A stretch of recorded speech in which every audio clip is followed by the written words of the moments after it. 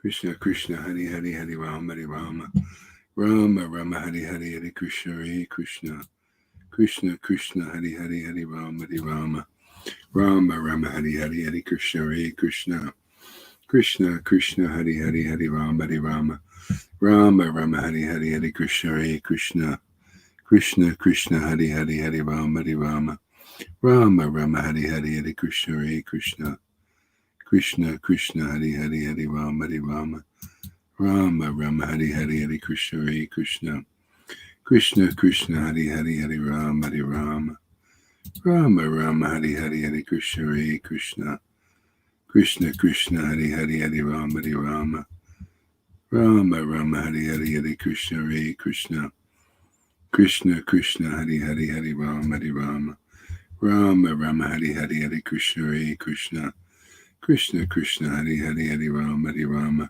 Rama Rama Hari Hari Hari Krishna Hare Krishna Krishna Krishna Hari Hari Hari Rama Hari Rama Rama Rama Hari Hari Hari Krishna Hare Krishna Krishna Krishna Hari Hari Hari Rama Hari Rama Rama Rama Hari Hari Hari Krishna Hare Krishna Krishna Krishna Hari Hari Hari Rama Hari Rama Rama Rama Hari Hari Hari Krishna Hare Krishna Krishna Krishna Hari Hari Hari Rama Hari Rama. So I went into StreamYard. So because that BeLive's not working so good today, I don't know. Hopefully this is good. Krishna. So you can come on. I got the link also. Let's see here. Put it in the light. Okay. So I'll put it on the. You can come live here. It's on my timeline. Going to be Krishna Krishna Hari Hari Hari Rama Hari Rama. So the link's on the timeline for the studio, or will be here. Just keep checking until it hits the okay, so live, yeah. It's got the duck on it. Krishna Krishna Hari Hari Hari Rama Hari Rama Rama Rama Hari Hari Hari Krishna. I can't see the chat on here today. Let's see, list viewers show.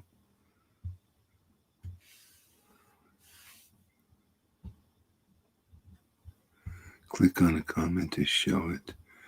Okay.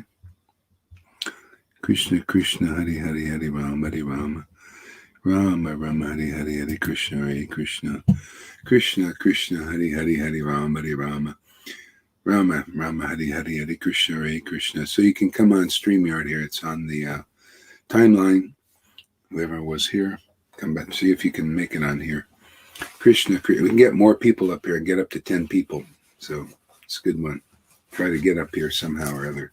Krishna Krishna Hari Hari Hari Rama Hari Rama Rama Rama Hari Hari Hari Krishna Hare Krishna.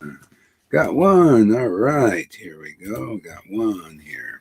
Krishna Krishna Hari Hari Hari Rama Hari Rama Hari Krishna Hari Bo.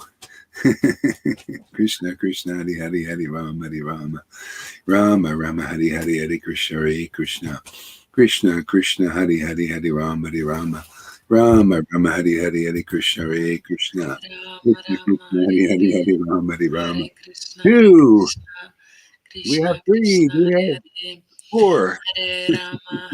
Krishna Krishna Hari Hari Hari Rama Hari Rama Rama Rama Hari Hari Hari Krishna Hare Krishna Krishna Krishna Hari Rama Rama Rama Hari Hari Hari Krishna Krishna Krishna Hari Hari Hari Rama Rama Hari Hari Krishna Krishna Krishna Hari Hari Hari Rama Rama Hari Krishna Krishna Krishna Hari Hari Rama Rama Rama Hari Hari Hari Krishna Hare Krishna Krishna Krishna Hari Hari Rama Rama Hari Hari Hari Krishna Hare Krishna Krishna Krishna Hari Hari Hari Ram, Hari Ram, Ram, Rama Rama Hari Hare Hari, Hare Hare Krishna, Hare Krishna, Krishna Krishna Hare Hare Rama Krishna Krishna, Rama Hari Hare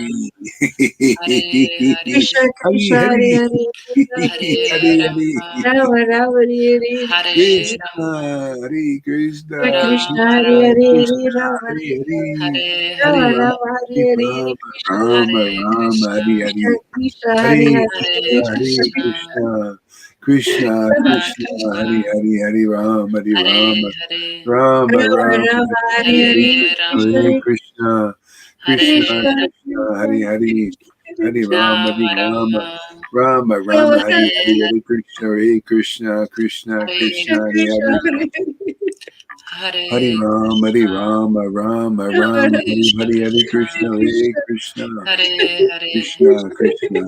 Hare Ram, Hare Ram, Rama Ram, Hare Hare, Hare Krishna, Hare Krishna, Krishna Krishna, Hare Hare Ram, Hare Ram, Rama Rama, Hare Hare Krishna, Hare Krishna, Krishna Krishna, Hare Hare, Hare Ram, Hare Rama, Rama Rama, Hare Hare, Hare Krishna, Hare Krishna, Krishna Krishna, Hare Hare, Hare Ram, Hare Rama, Rama Rama, Hare Hare, Hare Krishna, Hare Krishna, Krishna Krishna, Hare Hare, Hare Rama, Hare Rama, Rama Rama, Hare Hare, Hare Krishna, Hare Krishna, Krishna Krishna, Hare Hare, Hare Rama, Hare Rama, Rama Rama, Hare Hare, Hare Krishna, Hare Krishna, Krishna Krishna, Hare Hare, Hare Rama, Hare Rama, Rama Rama, Hare Hare, Hare Krishna, Hare Krishna, Krishna Krishna, Hare Hare, Hare Rama, Hare Rama, Rama Rama, Hare Hare, Hare Krishna, Hare Krishna, Krishna Krishna, Hare Hare, Rama Rama, Hare Hare, Hare Krishna, Hare Krishna, Krishna Krishna, Hare Hare, Hare Rama, Hare Rama, Rama Rama, Hare Hare, Hare Krishna, Hare Krishna, Krishna Krishna, Hare Hare, Hare Rama, Hare Rama, Rama Rama, Hare Hare, Hare Krishna, Hare Krishna, Krishna Krishna Krishna Krishna, Hare Hare, Hare Rama, Hare Rama, Rama Rama Rama, Rama Hare Hare Hare,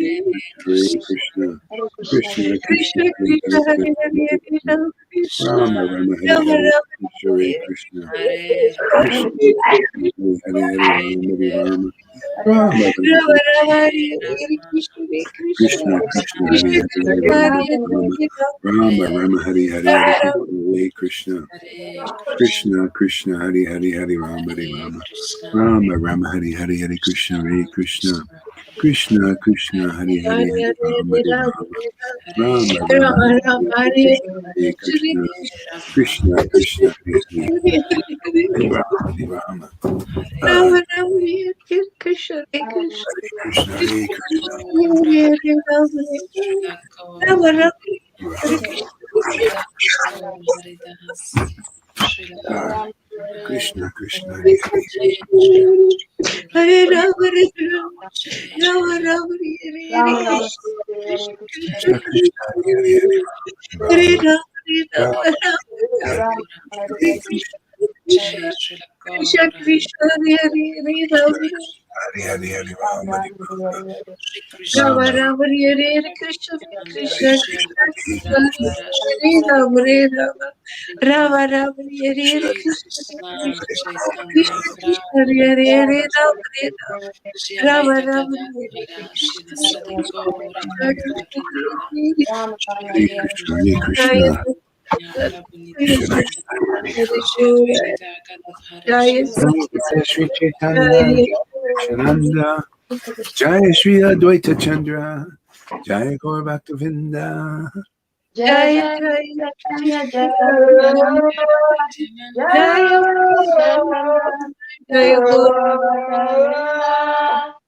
Hare Krishna, Hare Krishna, Krishna Krishna, Hare Hare, Hare Rama, Hare Rama, Rama Rama, Hare Hare. Hare Krishna Krishna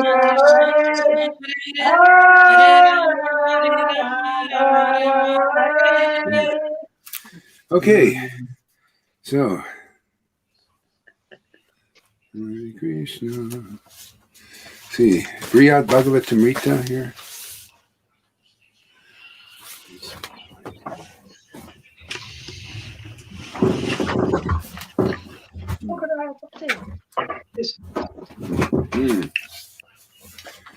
Ah. The bliss of the highest realm. Chapter 7, Brihad Bhagavatamrita. Sri Swarup said, in expanded form, I have explained to you the supreme Sajja and Sadhana. Now deliberate and decide upon your future course of action. Hey, best of the Madhu Brahmanas, just as by the mercy of Devi, I think mute your microphones, people, because I'm hearing all kinds of scratching.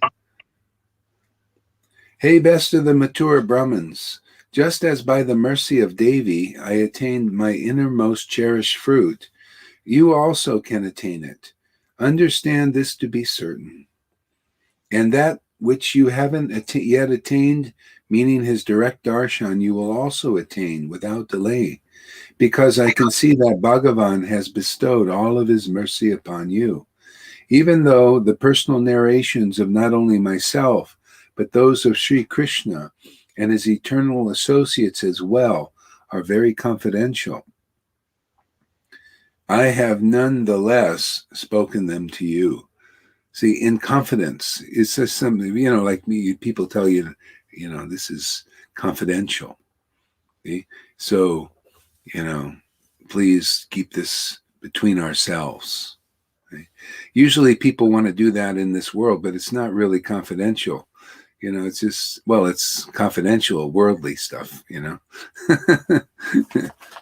This is really confidential. When one possesses a special bhav for the lotus feet of Krishna, let's skip over that. I have recognized symptoms in you which indicate that you have firm faith in those narrations. So therefore, very soon you will attain the full result of hearing them. This morning, Srimati Radhika herself gave me this order. Hey, Swarup, my devotee, the mature Brahman, has entered one of my kunjas. First, go there and enlighten him with instructions. Okay, this is kind of an instruction thing. I'm going to go to the next.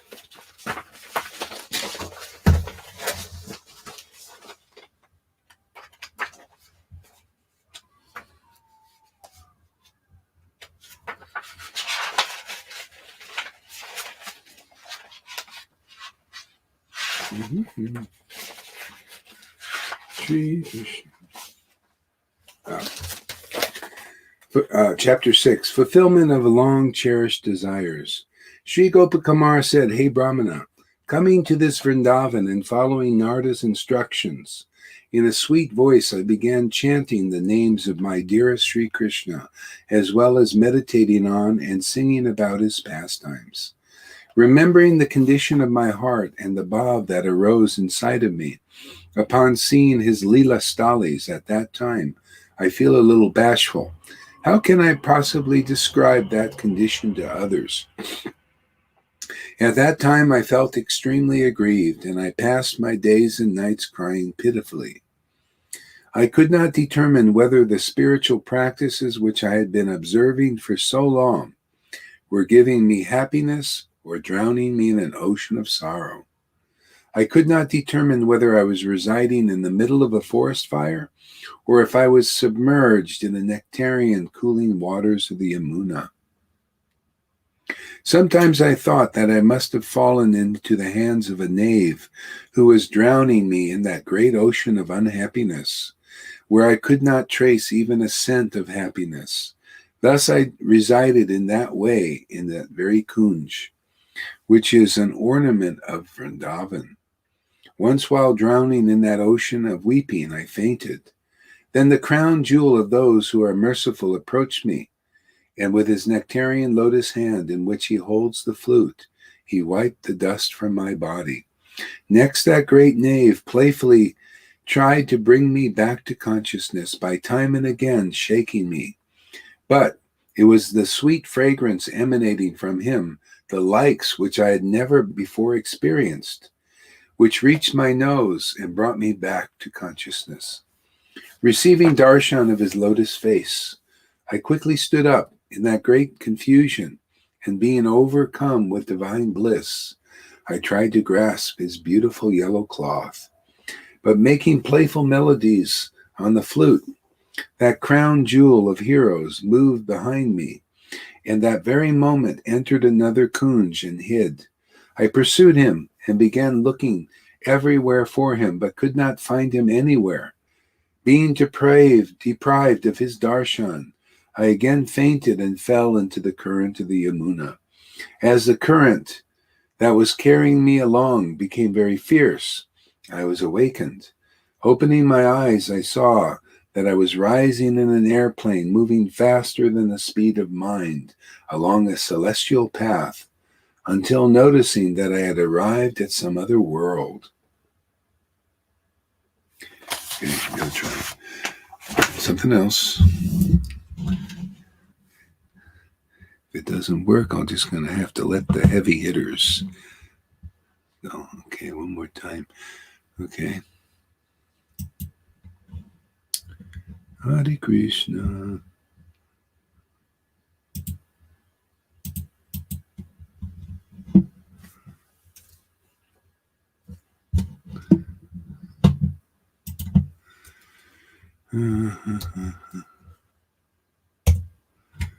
Krishna Krishna Hare Hare Hare Ram Hare Ram.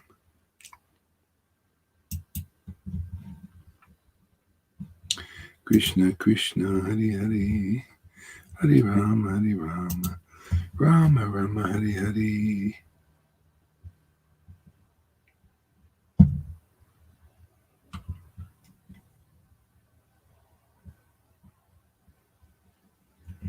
Yeah, I'm not going to do this. Okay.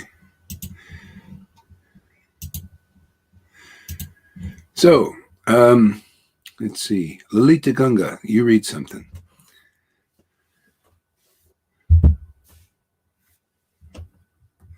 Unmute yourself.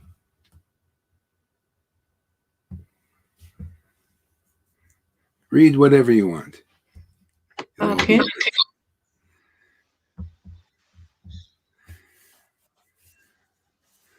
Krishna's punishing me. Why? I don't know. I'm just. What? I'm a bad boy.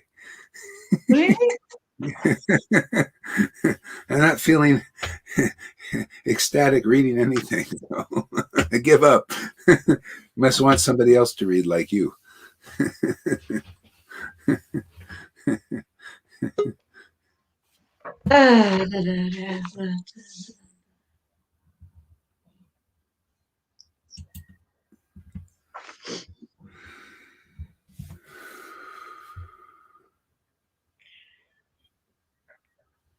I don't think I read it already. Mahaprabhu displays his opulence. Okay, go ahead. Okay. Yeah. All, all glories to Srila Gaura Haridas. All glories to Srila Prabhupada. All glories to Bhaktisiddhanta Saraswati, to Jagannath Babaji, to Bhaktivinoda Thakur, to Lord Nityananda, to the six Goswamis. All glories. All glories to Lord Chaitanya. All glories, all glories. All glories to Radharani and all glories to Krishna. All glories. And Mahaprabhu displays his opulence. All glories to the beloved Lord Gaura Sundara.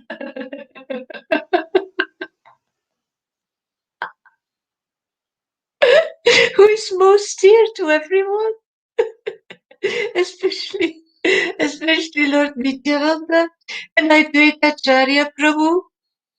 He is. Oh no, I think I read it. He is the life and soul of Sri Jagadananda and Sri Garba, and the most precious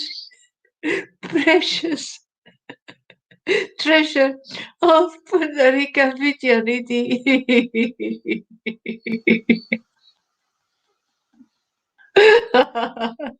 Oh glories, oh glories, Rajitaya. For he is the Lord and Master of Jagadisa and Gopinath.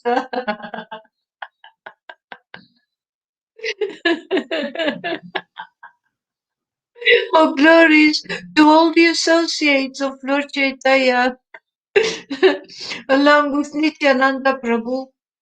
Lord Chaitanya continued to perform wonderful pastimes in Navadvip. Advaitacharya, as well as all the other Vaishnavas, assisted their pastimes. Together, they performed grand kirtan,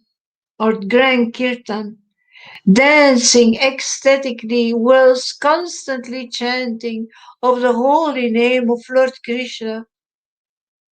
While Nityananda Prabhu remained in Srivas Pandita's house, he manifested the mood of a young boy.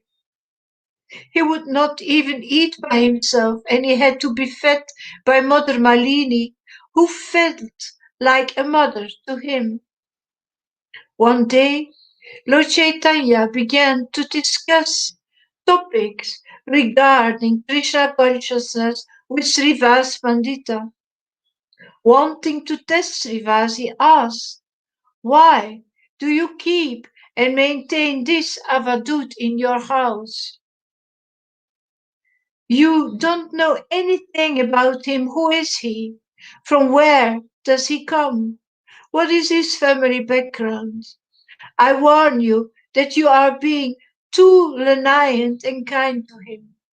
If you want to maintain the good reputation of your family in society, then you should immediately turn this avadut out of your house." Srivasa Pandita smiled and said, "Oh, Lord, it is not proper for you to test me in this way. I know that Lord Nityananda is your extension. You are the Supreme Lord, and there is no difference between yourself and Lord Nityananda. I am your servant, and anyone who serves you becomes my master. Even if Lord Nityananda were a meat eater, a drunkard, and due to association with him, I lost my reputation, my wealth, and everything. Still, I tell you truly that I would never think of anything other than serving him and You know, your lotus yeah, feet." that see, anyone who serves Lord Chaitanya becomes my master. See how that is? It's just, in other words, that's surrender.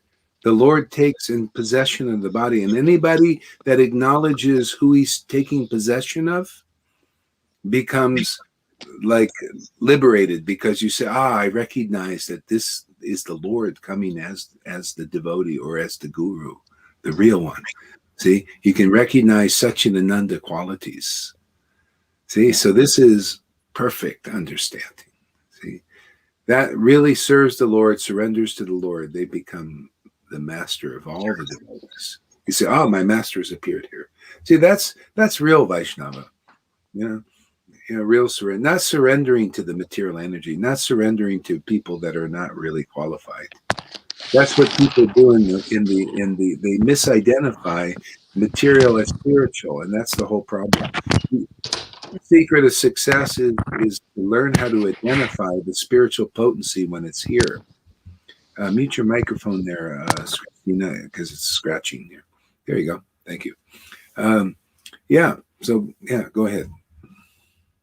Hearing Srivasa Pandita speaking in this manner, the Lord stood up and he roared loudly with great joy. "What have I just heard from you, Srivasa Pandita? You have so much faith and love for Nityananda Prabhu. You have understood the truth about my dear most confidential associate. You This has see, you pleased me." have you have see. Remember, Jesus said, "The only sin is unbelief in me." See? So when you have faith that the Lord has come as guru, as a real devotee, the Lord is here manifesting in that form.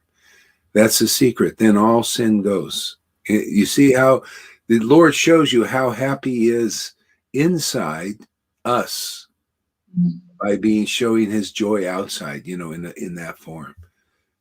The greatest way to please. This was, look at all the boons Srivas is getting from just that faith in a real servant of the Lord. That is a transcendental servant of the Lord.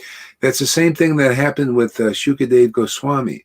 He was, Maharaj Parikshit got the boon to go back to Godhead simply by recognizing that the Lord came as his guru there, Shukadev Goswami. Because most everybody else could not recognize him. They were throwing tomatoes at him. They thought he was crazy and everything. But it was the Lord coming here. See, it looks pretty crazy when Lord Chaitanya came here. He's ecstatic and crying and laughing and in his worship of God. It looks kind of crazy to people. Most people don't accept it, but those who do get to. Their vibration gets purified by being in association with such a rare personality. See? So it's just hard. It's hard to distinguish that. So that's the work we're doing, is to help people distinguish the real devotees of the Lord, because that's where the Lord really is. He comes very close to those devotees, and they'll comes close to those who come close to those devotees instead of staying distant. Okay. Go ahead. This has pleased me so much that I grant you this boon. Even if there comes a time when Lakshmi Devi... You see, again, this has pleased me so much. In our preaching, we've been preaching, this is the highest, best pleasure of the Lord, is just to recognize his devotee, that Satchidananda presence. And just for that, and coming close to that, is the best sadhana that you could ever do, is the best pleasure of the Lord, because that'll deliver you so fast. So fast. You're going to get all ignorance just busted, and you're going to see what is really true in this world, which is the Lord's feelings. This love, the love of God. See, the love of God becomes manifest, which is the most purifying agent in this world, and you're close to that. Amazing, isn't it? Yeah, go ahead. Even if there comes a time when Lakshmi Devi, the goddess of fortune, is forced to wander about with a begging bowl, still your house will never know the chills of penury. Everyone in your house, including your pets, dogs and cats, will find complete shelter in my devotional service. See, everyone in your house, that's like a church. So everybody that is with the devotees, everyone in your house is servants. The well-wishers they get all these boons just by appreciating where the Lord is. This is really the secret of the secrets. And it's it's like that. Go ahead.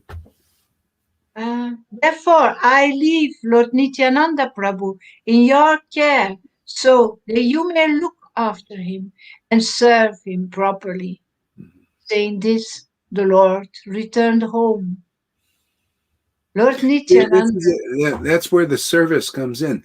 The devotee, they just, when they're that absorbed, their only interest is meditating on the Lord and serving the Lord like that. And those who care for the devotees like that, help them in some way.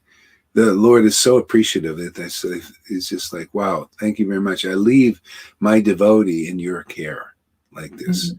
Because, they absorbed in that meditating. They don't have fruit of desire and all that stuff. They just want to be with the Lord, like that. And so Srivas was very fortunate. He had Nityananda, this great ecstatic devotee, in his house. And so just by doing that, it's paid forward. Even the servants in the house, of Srivas were benefited.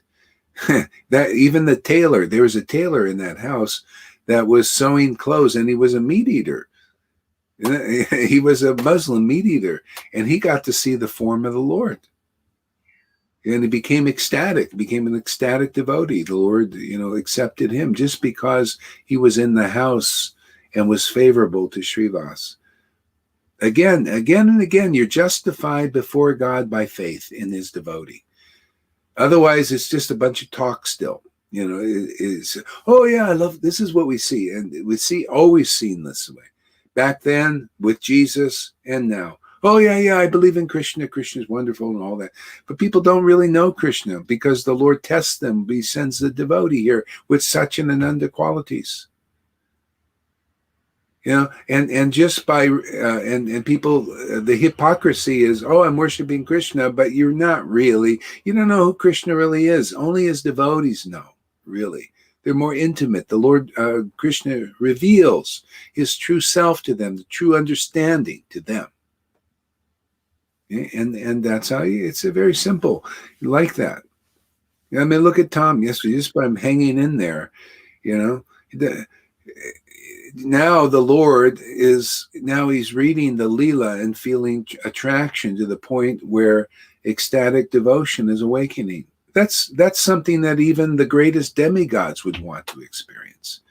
And just because he's in the right place with those kinds of symptoms, being with a person that's empowered by this Satchidananda potency, all of this is given. And this is hard. There are devotees doing sadhana. They're chanting 2 lakhs a day, and they didn't get this. They don't have this. I've been around, man. I've been to India so many times. They don't have this. They don't manifest this. Jaipataka, Radhanath, they don't manifest. You show me one video manifesting what this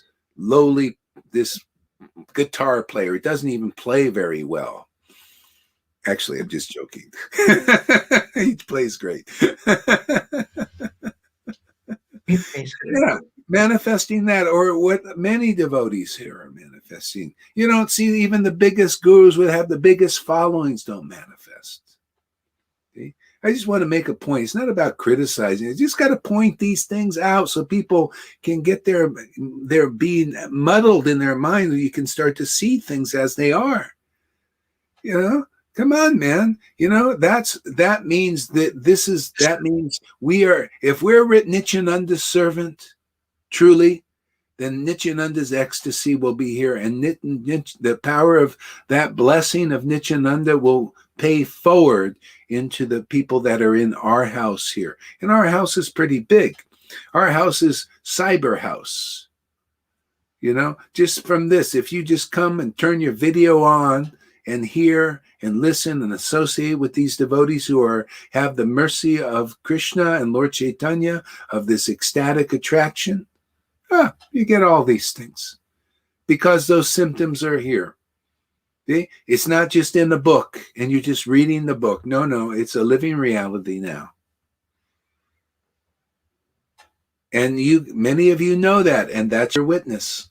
Yeah, I just come in here. I ain't anything, but wow, man, I'm feeling all this closeness with God, and it makes my heart really happy.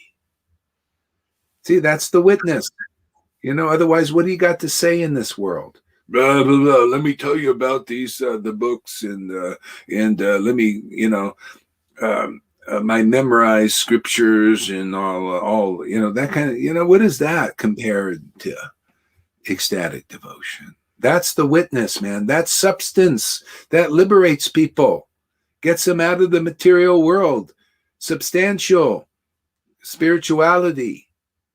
Otherwise, people teaching so many different paths, very slow, very unsubstantial, until you can actually take people out of this world. See, I was chanting, and I had this realization.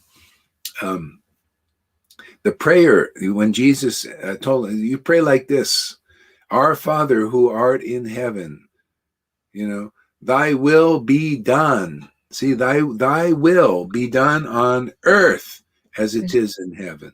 See, heaven being really the spiritual world, beyond heaven. The real. What is God, what is that will of the Lord to be done on earth as it is in the spiritual world? See, that will is what he showed. He came here and he said, "Hey, take intimacy with God. Do your worship like this. Chant the holy names in association of my intimate devotees, like I did." Didn't he do that there? And they all had these qualities. I was reading that we read yesterday. The qualities of these devotees were ecstatic devotees, like many of them are here. You do your bhajan, that's the will of the Lord. Do what he came here and showed personally. Do bhajan with ecstatic devotees who cry and laugh and choke up when they just worship God. That's the will of God. If you're not doing that, you're not in tune with the real will of the Lord. The latest incarnation, just 550 years ago. That's what he did. That's the latest news of Goloka Vrindavan for Kali Yuga. Just transcend this, everything. There's so much potency in chanting the holy names in association of ecstatic devotees. That is the door to Vrindavan. It's not through renunciation, sadhana, and Vaidhi things. It's through the devotees who chant the holy names with great ecstatic devotion that you enter the Vrindavan consciousness, even here. That's the will of God. Bring Vrindavan here as it is in the spiritual world. That will. The Lord wants, in Kali Yuga, he wants people to get this ecstatic devotion because it's so good. It's so wonderful. It's so protecting. Look what it does practically. I mean, we can see this Maya, like it's so clear that it's who the heck wants to be a part of that? Who wants to believe these guys? They're servants of the Lord's illusory potency, and people believe it. Look at the masses. Could you imagine if these masses of people, they're under the illusion of believing in those who are twisted, hypocrisy, who want to kill them. Now is a time when the lies are being promoted as the truth, even at that level, and they're overturning the demigods. The demigods are saying, look at this. The masses of people don't believe us anymore. They believe in the modes of ignorance and passion, very strong ignorance. They believe then they believe lies to be truth, and that's when the destruction happens. Okay? When you start to believe the lies are the truth, that's when the world gets destroyed. Okay? That's when because the demigods who are trying to keep things maintained. See, Vishnu, maintains things, right? Well, destruction is imminent when the lies are accepted as truth. Mother Earth says in Srimad Bhagavatam, I can bear anything, but I cannot bear lies. Truth is the only thing in Kali Yuga keeping it together. It's the only one quality. When that is gone, everything is destroyed. Even see truth in the mode of goodness. When that is destroyed, it's just the Lord flattens everything. Sorry, Mother Earth cannot bear that. So here, let's see where this truth. This is beyond this is the truth of truths. See, this is superior to everything because it's transcendental truth. Okay? So anyway, we're in a time like that. And the Lord, it's just kind of how it is. The modes get a certain way, and it's and then that's how it is. That's why people are suffering here. Look at people. They're suffering. They're becoming like zombies. They're doing things that are hurting them, believing that they're actually good for them and good for others, and promoting lies as truth. And the truthful, that's why a lot of people suicide. They can't stand it, man. The only way to really stand it or to tolerate this is this kind of bhakti, really closeness with the Lord, where you can actually do something substantial to liberate people, because the demigods are having problems, with this now. It's a very powerful time where the darkness is controlling force, and it's dominating now people that are good people. And those who are not strong, who used to listen to people that were, nobody's ever told them to wear a mask. Nobody's told them to stay 6 feet apart. They can't see the motives of these people that are in dark thing to control them and make them slaves. It's a very dark, thing. Yeah. Okay, go ahead. Lord Nityananda spent his time roaming about Navadvip. Sometimes he went to the Ganga to take a swim and happily allowed the currents to carry him away. At other times, he played with the young boys, acting like a little child himself. He would visit the houses of Gangadasa Pandita and Murari Gupta, and then run to Lord Chaitanya's house, where Mother Sachi showered him with affection. Absorbed in the mood of a young boy, Lord Nityananda would try to catch Mother Sachi's feet, and she always tried to escape from him. One night, Mother Sachi had a dream, which she later related to Lord Vishwambara in confidence. Late in the night, I dreamed I saw you and Nityananda. You were two 5-year-old boys running about, playing and fighting. I saw both of you enter the deity room and then come out with the deity of Lord Balaram in your hand and the deity of Krishna in Nityananda. The four of you then began to fight with each other. Balarama and Krishna were angry and said to you, "Hey, you cheaters, you impostors, get out of here. This house and this room belongs to us, and everything else here, like the sweets, curds, and milk, are all ours." Nityananda replied, "Those days of stealing butter and curds for yourselves to eat are now gone." Yeah, yeah.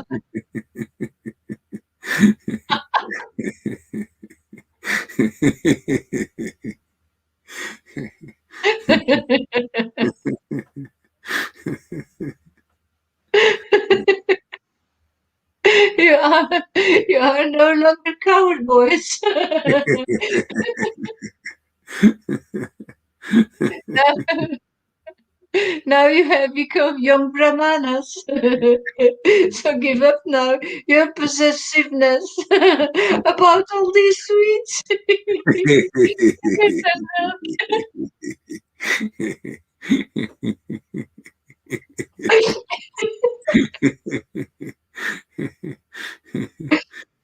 If you don't listen to our sweet persuasion, then we will convince you with a beating.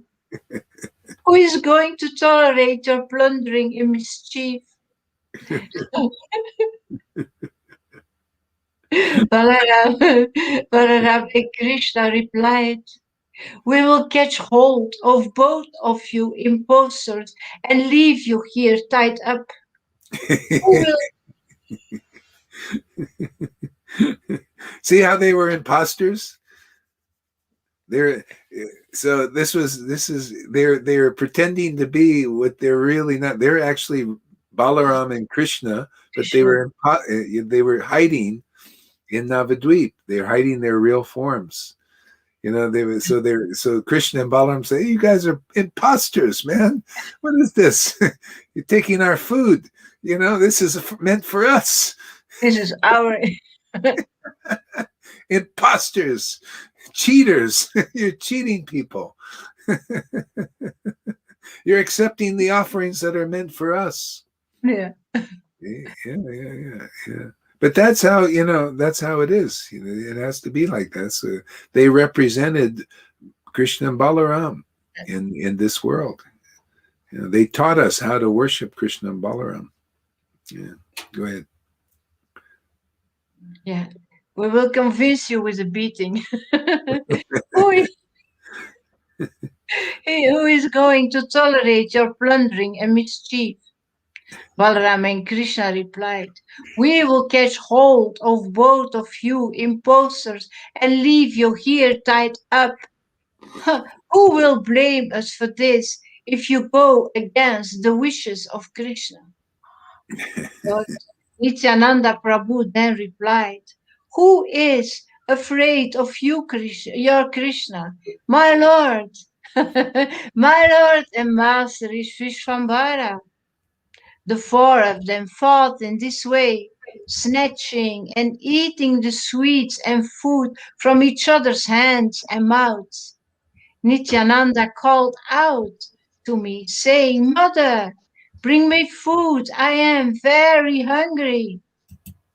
Thereafter, I woke up, but I cannot understand anything of this dream, for I am telling you. Hearing the descriptions of Mother Saichi's dream, Vishvambara smiled, and he spoke to her tenderly. That was a nice dream you had, Mother, but do not tell this to everyone. Yeah, because he wanted to stay hidden. If she doesn't understand because of her love. If she would tell that to people, they would know. I understand. Some people would know. This is Lord Chaitanya Nityananda, actually Krishna and Balaram.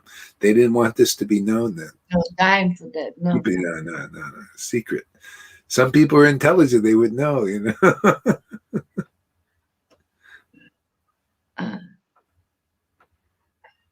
Our deities are actually living and are very potent. Your dream has increased and strengthened my devotion and faith in them.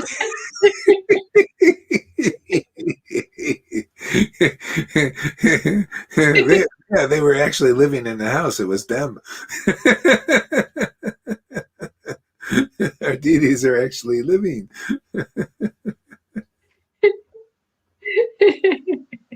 Your dream has increased and strengthened my devotion and faith in them. It's interesting that you dreamt like this, and I have been observing something strange, which I didn't reveal before because I was feeling ashamed. I noticed that the foods which your daughter-in-law cooked and offered to their lordships, Balarama and Krishna, would remain half-eaten after the He thought she was stealing the food.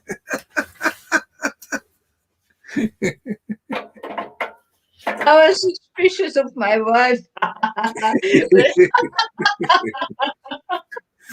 But now everything has become clear. Yeah, and people's faith is strengthened by these dreams. See, when you have the bona fide spiritual master, then the way of transcendental experience opens up. And you have dreams. And you see people are having dreams, Prabhupada, all these mystical things. Because that's the way it is. The same thing with the Christians. It's when they got the Holy Spirit, then they had a lot of spiritual things happen. The way of spiritual experience opens up when you in that association. The whole point to be with devotees, a guru, is that the spirit of devotion awakens. So you're on the spiritual plane. What else? What do you think? Just let me take a guru so I can follow rules and regulations all my life, and just be a good Brahmin or something? No, it's to transcend. That's the will. Thy will be done on earth as it is in the spiritual world. Is the Lord wants this for Kali Yuga. It's such a degraded place. Look what we're in now. Lies are accepted as truth, right? This is the vein, the gold vein that runs through this darkness. This is the golden age is running through. I mean, we're part of this big time. Who else? Where else do we see symptoms of this kind of uncommon understanding, this kind of uncommon bhakti? This is the gold vein. People who hit this vein. See, you hit the gold vein, I got struck gold. But if you hit the vein, you don't know you struck gold. Well, too bad for you. You don't know what gold is. People hit rock and they think they hit gold. That's the lie. See, there's lies. The lie in the world at that level, they teach lies as truth. And then it's the same thing on the level of religion. There's still a lie being taught as truth. They teach you rules and regulations are the highest thing. Or these gurus who haven't attained Krishna are the door to it. That's basically a lie. On this, when it's sometimes it's a necessary lie, because people can't understand and they're trying to move forward and they have to learn that lesson. Well, we're part of that lesson to say, hey, man, accept the truth. The truth will set you free. The truth is the devotee, man. They are the door to the kingdom of God. That devotion, that uncommon instruction is the door. It gets you through. Otherwise you'll be accepting lies as truth, and then that's just impotent, no substance there. It can't take you out of this. You have to recognize Satchidananda, and then you can get up. Very easy. Yeah, go ahead. It's interesting that you dreamt like this. I was feeling ashamed. I noticed at the footnote, Vishnu Priya.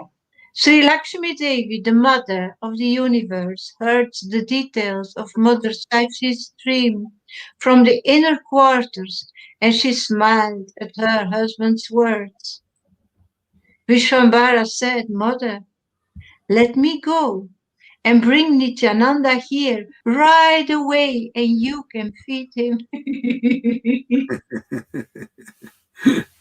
Happy to hear this. Sashivati quickly began preparation for cooking.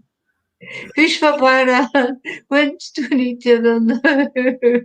Vishwabara went to Nityananda and extended an invitation to him, along with a warning. Today, we are making a special offering to the deities supreme. So please do not misbehave. Nityananda caught hold of his ears and he cried, Vishnu, Vishnu, who makes people misbehave? You think I will misbehave because you think everyone is like yourself. Joking in this way, they proceeded towards Vishwambara's house, absorbed in talks of Krishna. Entering the house, they were giving water to wash their feet and then sit down to eat next to each other, surrounded by Gadadhara Pandita, and other friends. Sitting together in this way, Nityananda and Vishwambara looked exactly like Ramachandra and Lakshmana sitting in their mother's house. Everybody, see, Nityananda is saying something very deep. He says, you think I'll misbehave because everybody's like yourself. See? And it's true. Everybody in the world is a shadow form, reflection of Krishna in Vrindavan. Krishna's childish there. There's everything going on. It's all Krishna in Vrindavan, and it's all Krishna in this world. So people are taking shelter of the Krishna in the darkness, and expressing that. See, so Krishna is a cheater also in Vrindavan, and he's also a cheater here. You take shelter of the dark Krishna here in this world, and the Maya, then you become a cheater. See, because that's all we can do is take shelter of the material or spiritual potency, and we'll begin to participate in Maya's pastimes or Krishna's. He's a cheater there. He's a rascal, and people here are cheaters and rascals. But here, this big karma, there it's a wonderful thing. It supports the Leela. It keeps everybody is serving the Lord and participating in this grand, production. that just gives love and ecstasy and all that. But here, this is what happens. Everything gets destroyed, but everything is enlivened there. See, because everything is destroyed here, everything is enlivened there. By all of those qualities. So people are misidentifying. They made a mistake. They're mistakenly taking shelter of the potencies here in the world and believing in them and having faith in that. And that is taking everybody.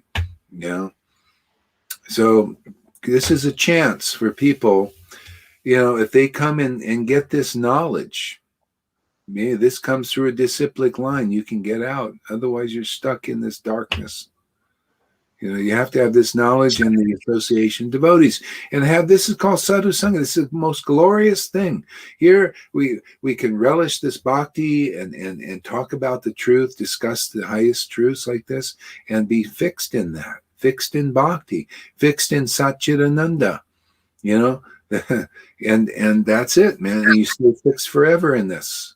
This is why the devotees here, they have to learn how to get steady in that. So this is opportunity. This is a school, school of bhakti, and you get fixed in this Satchidananda consciousness, and then you're free. When the Ananda starts to awaken in you, and then the Chit also like this, the spirit of devotion, and then you understand the real deep understanding. You can understand these words and don't seem like crazy. How many devotees they hear this and they're Vaishnava, they think this is crazy what we speak about, but this is the truth. This is real. That's not real, man. That doesn't give it. And that's the proof people will see day after day, man. We stay with this because it's powerful, it's wonderful, it's fulfilling. It's real. It's not just a show bottle devotional service. We're just here to make a show.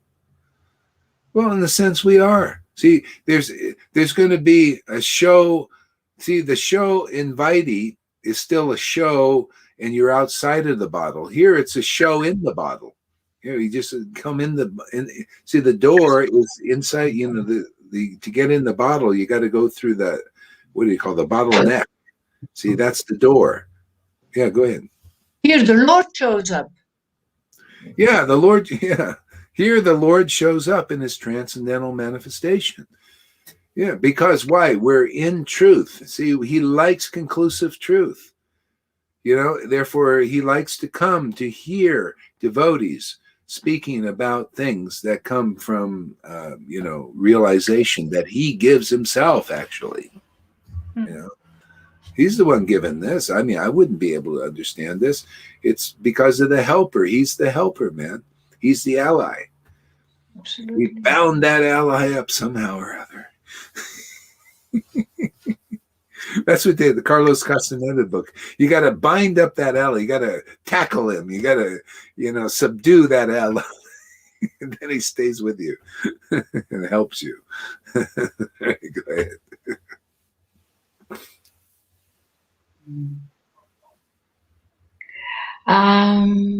Their mood and affection for each other were identical, for they were the same persons. Mother Sachi was very happy and excitedly hurried to serve out full plates of prasadam for the two of them. She returned. She found two young boys of 5, in the in the place where Vishvabhara and Nityananda had been sitting. One of the boys had a blackish complexion, and the other was very fair. Both of them were exquisitely beautiful, and both were without any clothing. One of them had 4 arms with health, the conch, the disc, the shell, the mace, and the lotus. His breast was marked with the Srivatsa, the glistening Kaustuba jewel hung from his neck, the beautiful fish-shaped earrings.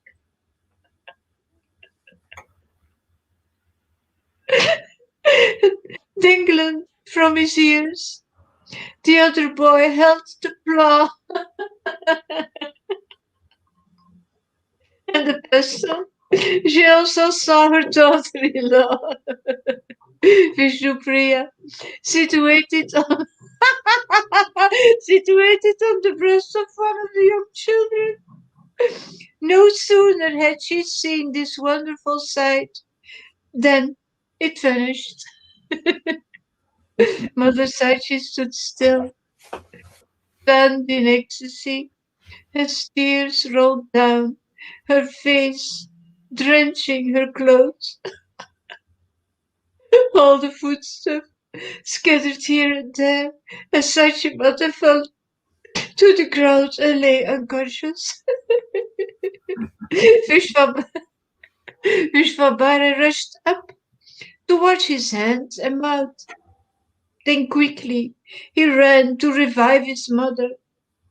Lifting her up, he said, Mother, Mother, please get up. Be calm and take control of yourself. Why did you suddenly fall to the ground? Sachi slowly regained consciousness and quickly tied her loosened hair. Without uttering a word, she went inside the room and she began weeping. She was overwhelmed.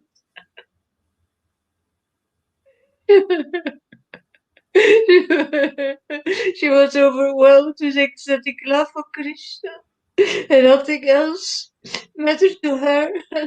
Her breath came in great sighs, and her body trembled from head to toe.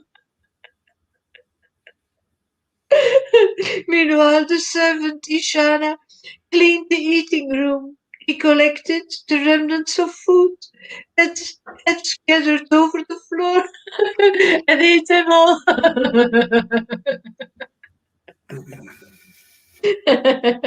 Truly, Ishana is extremely fortunate, for every day he performed such wonderful activities.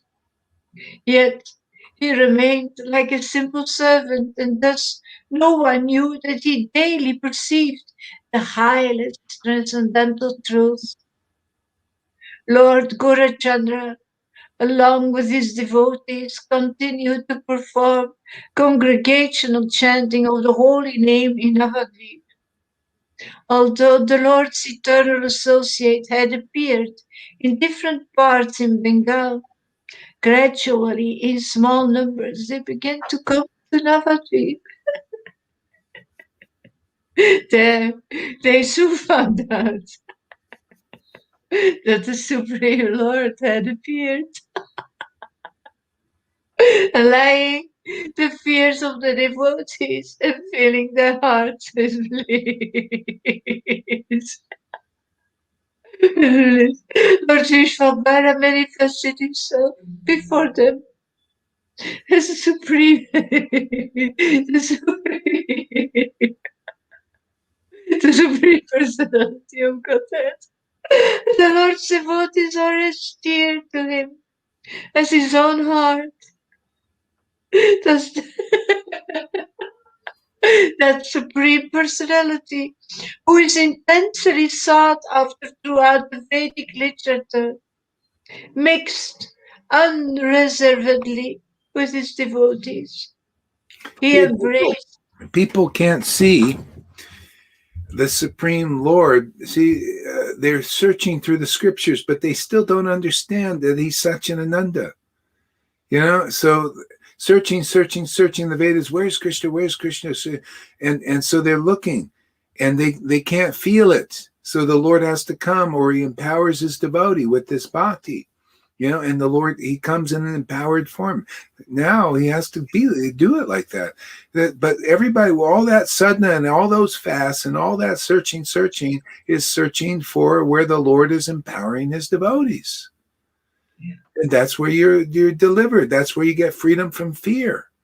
The bottom line, devotees can ask, are you afraid in this world?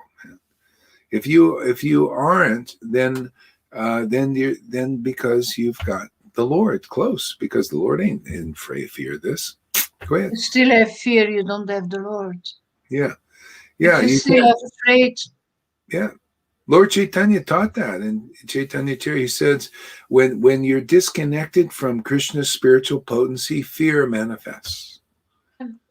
Yeah. That's why even those persons that are persecuting people, they're in fear. Kamsa was in fear.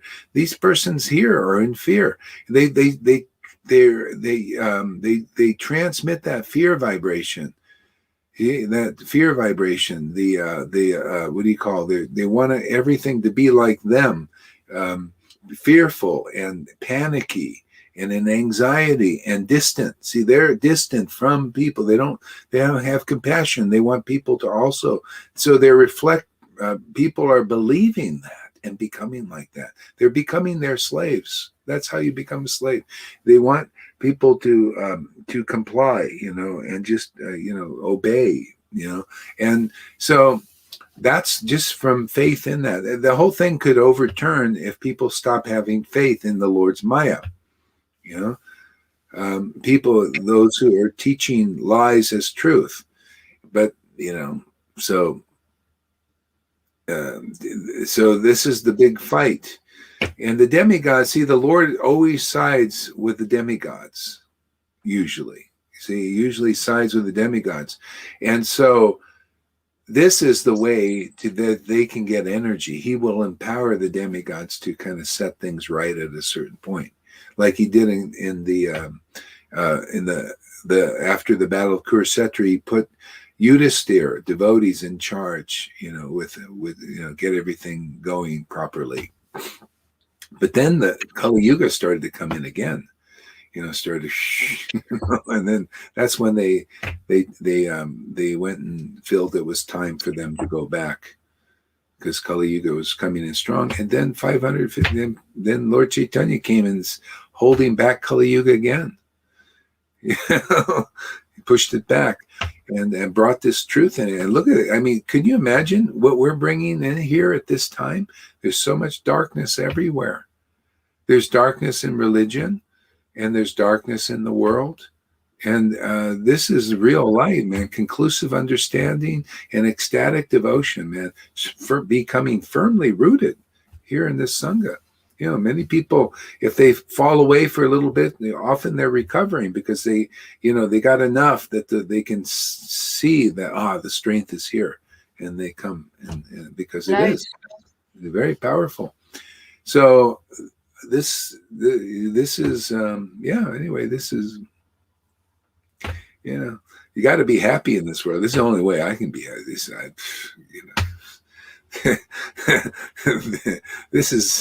This makes everything worth it.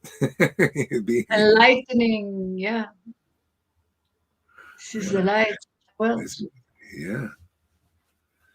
yeah. So all people have to do is just hold on and go through the washing process. That's it. It's always those modes trying to push you away. And it's and even if it does, the more you're here, the more it's like putting money in your bank account. So if you get pushed away because there's a lesson or something, it'll be there for you to bring you back into it at a certain point. I mean, that's what it was for me. I just kept worshiping, ecstatically, and then sometimes a weakness would come and just kind of pull me away, and I have to grapple with that for a while and learn the lesson, and then come back. So that's why I see it happens here. But the more time you put into this, it makes a strong impression. Even Prabhupada knew this. There was a pastime where one of the husbands of a wife, and she went away, and she said, "Oh, my husband left me and went away." And he said, "Don't worry, he'll be back. The bliss. He'll never forget the bliss of Krishna consciousness. Even so, sometimes you go away. Okay, go ahead." It's so potent, yeah. Yeah. The Lord's devotees are as dear to him as his own heart. Thus, that Supreme Personality who is intensely sought after throughout the Vedic literature, mixed unreservedly with his devotees. He embraced them all so lovingly that each one felt as if he alone was the most prominent of the Lord's associates. See, when you see devotees in this world, you see in the Lord's heart. That's why he says they're as dear to the Lord as his own heart, because they are his heart. The heart of the Lord is this soft, ecstatic love, this devotion. That's his heart. This is why he keeps real pure bhakti hidden. Until there's a time and where he wants to reveal it. And those who come close to the devotees are coming close to the heart of the Lord, the secrets of the Lord, the confidential secrets. That's how they're revealed, through those who they're drawn close to the devotees who represent the heart of the Lord. The heart, see, the heart is the essence, the center. That's the confidential, these truths. See, Krishna said to Arjuna, I'm telling you these truths because you're not envious of me. See, and you're my devotee and my friend. See, so the Lord, this is really the path. All the study of the Vedas and following the rules and fasting is bringing you close to the Lord's heart, which are his devotees, real devotees, not the ones kind of imitating them or trying to, they're just not there yet. You got to meet the heart of the Lord through his devotees. This ecstatic attraction, conclusive understanding, that's God, man. The Lord regularly visited his disciples in their homes, where he would exhibit to them his four-handed form.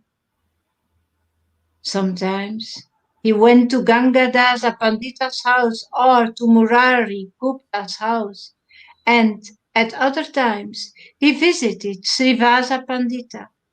However, all the while, the Lord's constant companion was Nityananda Prabhu, from whom he could not bear to be separated.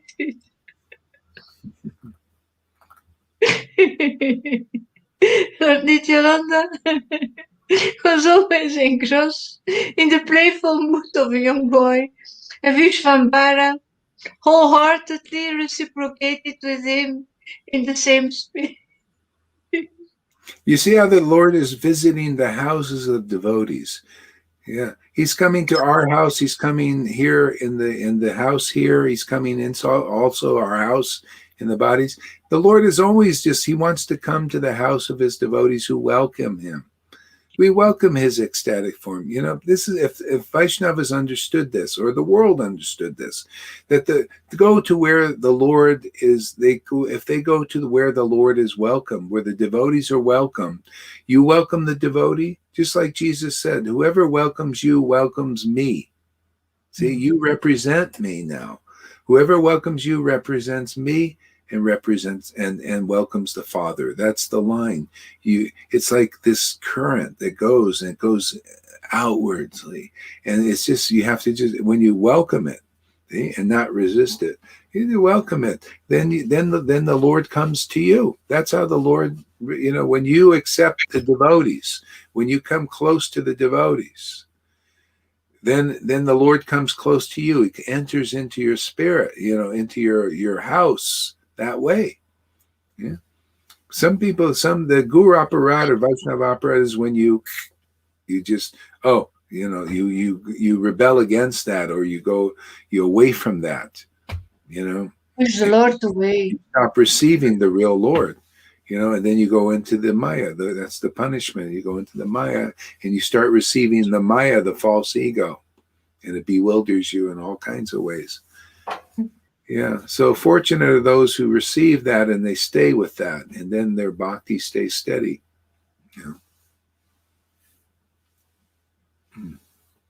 Okay.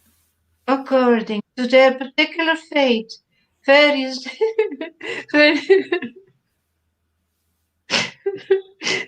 devotees saw Lord Chaitanya appear before them in different incarnations. Matsya, Kurma, Varaha, Mama. You notice, you see how he comes here? He's coming in his Vrindavan form here. The Radha and Krishna form. See? We're, in a sense, we're getting better.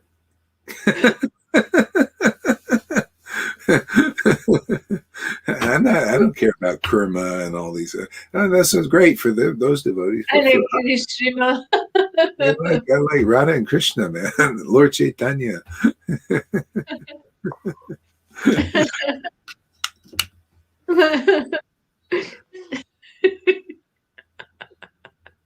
Some days the Lord was absorbed in the mood of the gopis and he wept continuously, oblivious to the passage of time. Other days he felt like Uddhava or Akrura, while at other times he felt like Lord Balarama. And it meant that wine be brought to him.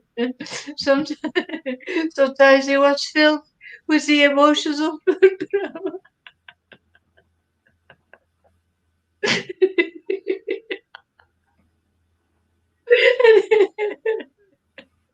So you see what he's showing is that he is his devotees. He sometimes he feels himself to be Prahlad Maharaj, because he is, in a sense, the Lord appears as his devotee. It's a great secret, simultaneously one and different. That's surrender, huh?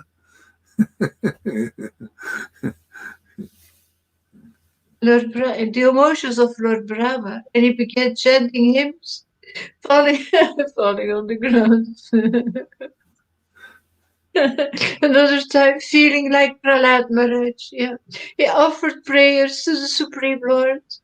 In this way, Lord Chaitanya, he tasted and floated of various ways of devotional ecstasy, observing the happiness of her son.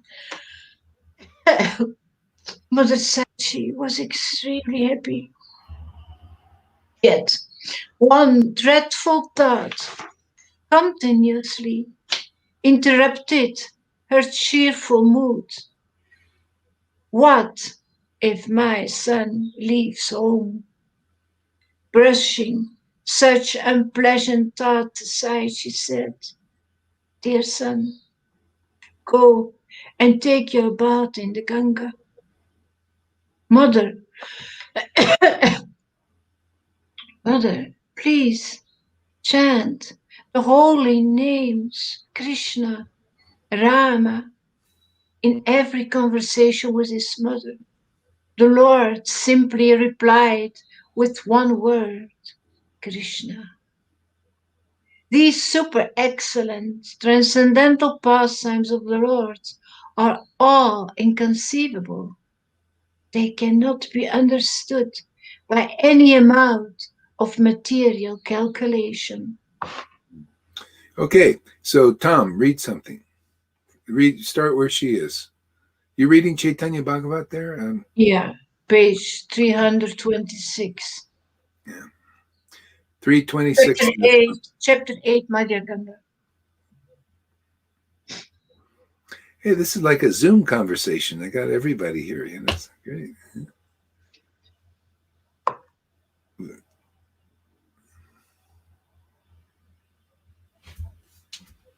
Yeah, if you got a computer, then you can put it on the big screen. You see it, everybody like really close. You got it on the computer, huh?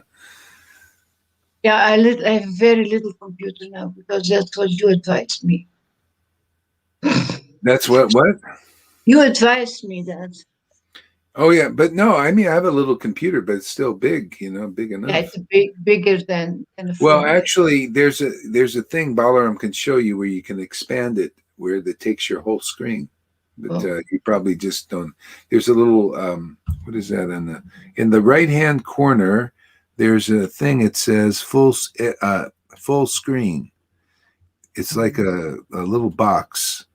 You put your mouse over it. You see it? Can you hear me? No, I don't. I will ask My Yeah, Balaram. Balaram, yeah. You just put the mouse in the right-hand corner and you'll see of the thing. Oh, yeah, yeah. Yeah, I'm not as stupid as I look like. I never said you're stupid. You just No, I know that. you're I just know, a I said it. self-admitted bad housewife. I say it myself. Don't care.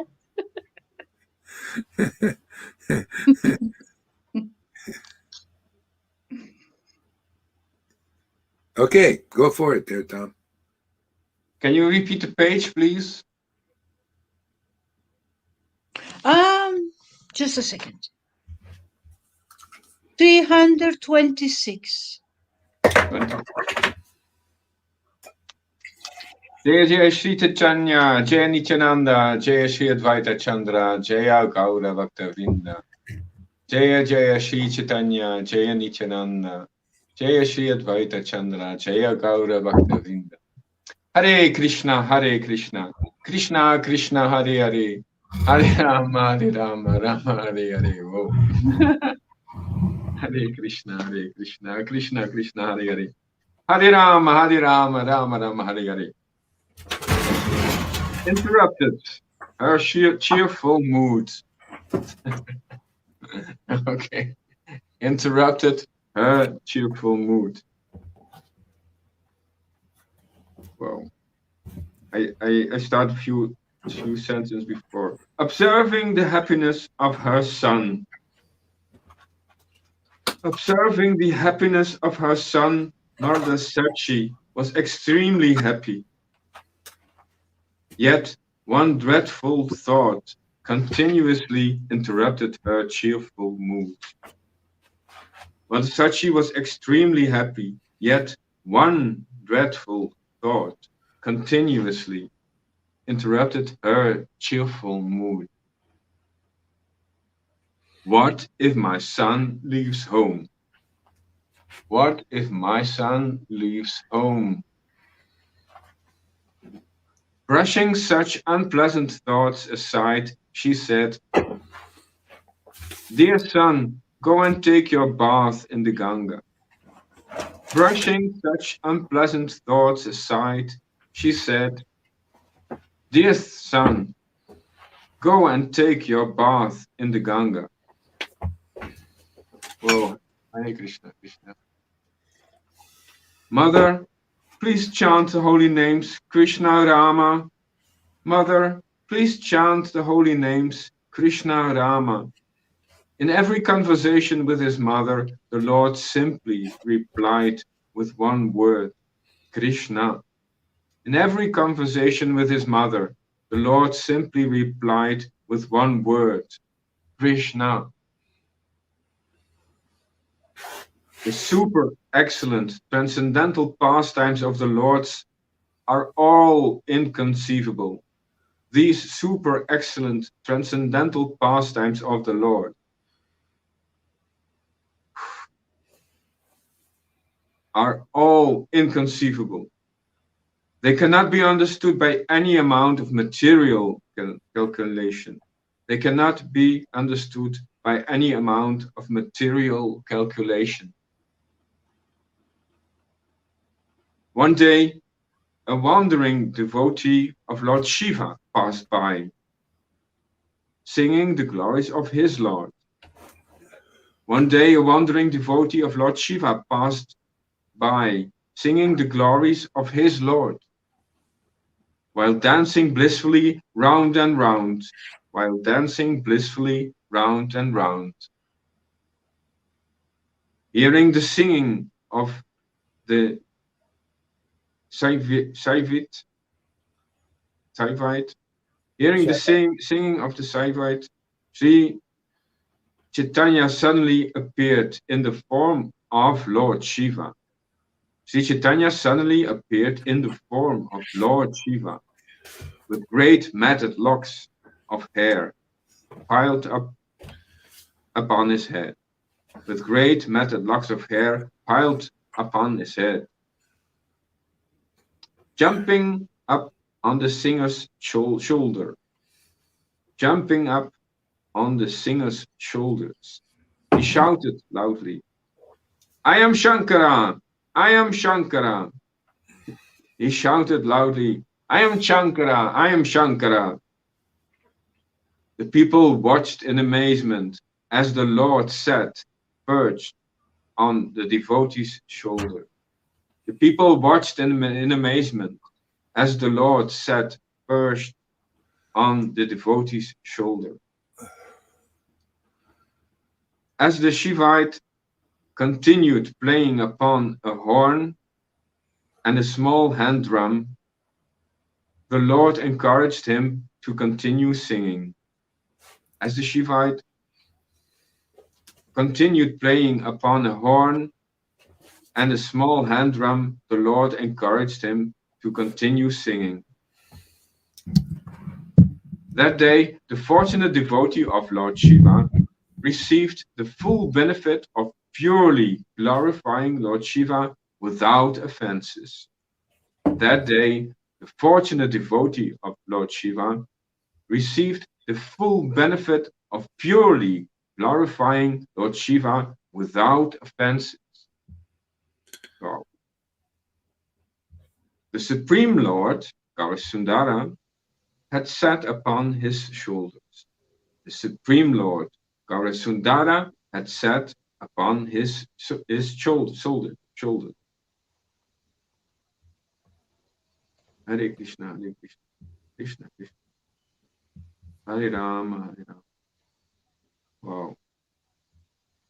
Yeah. Regaining normalcy, the Lord then climbed down and personally offered alms. The Lord then climbed down and personally offered alms. The singer devotee left, feeling extremely grateful and satisfied. The singer devotee left, feeling extremely grateful and satisfied. Wow. Hare Krishna, Hare Krishna, Krishna. Hare Rama, Hare Rama.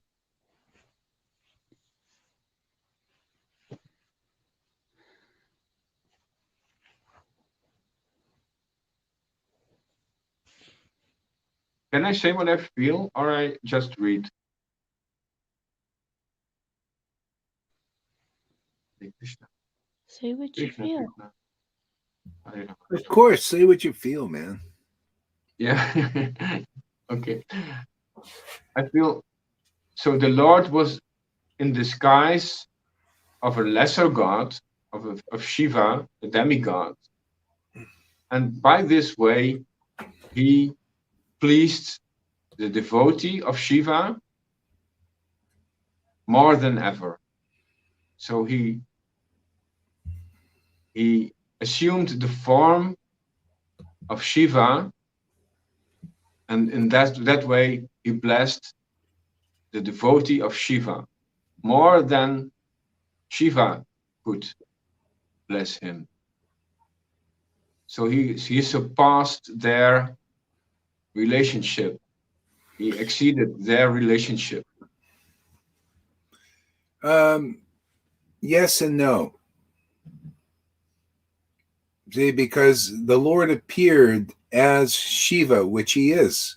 See, when the Lord accepts his devotees, Shiva was a very intimate servant of the Lord. He was accepted by the Lord. So Shiva manifests the nature of the Lord, Satchidananda, and this devotee worshipped Lord Shiva. So the Lord appears as Shiva, and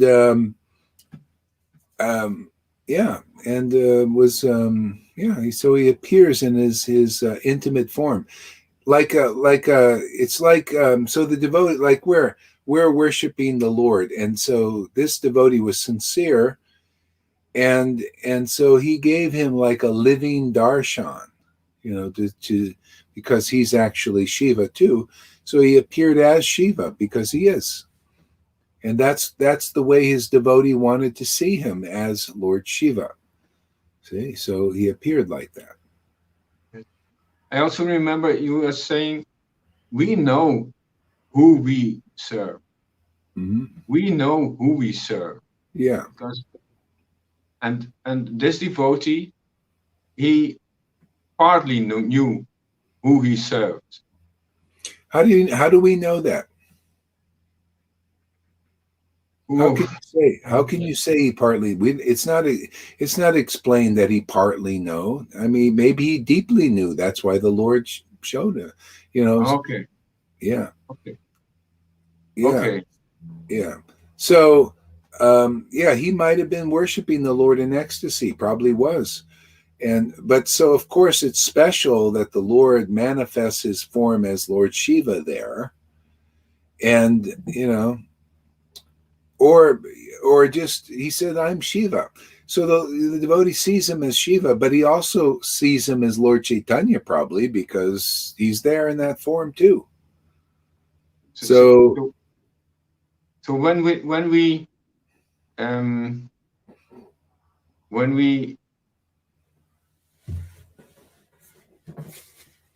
want to see, when we are seeing our Lord without offenses, he will appear just in the form we want him to appear.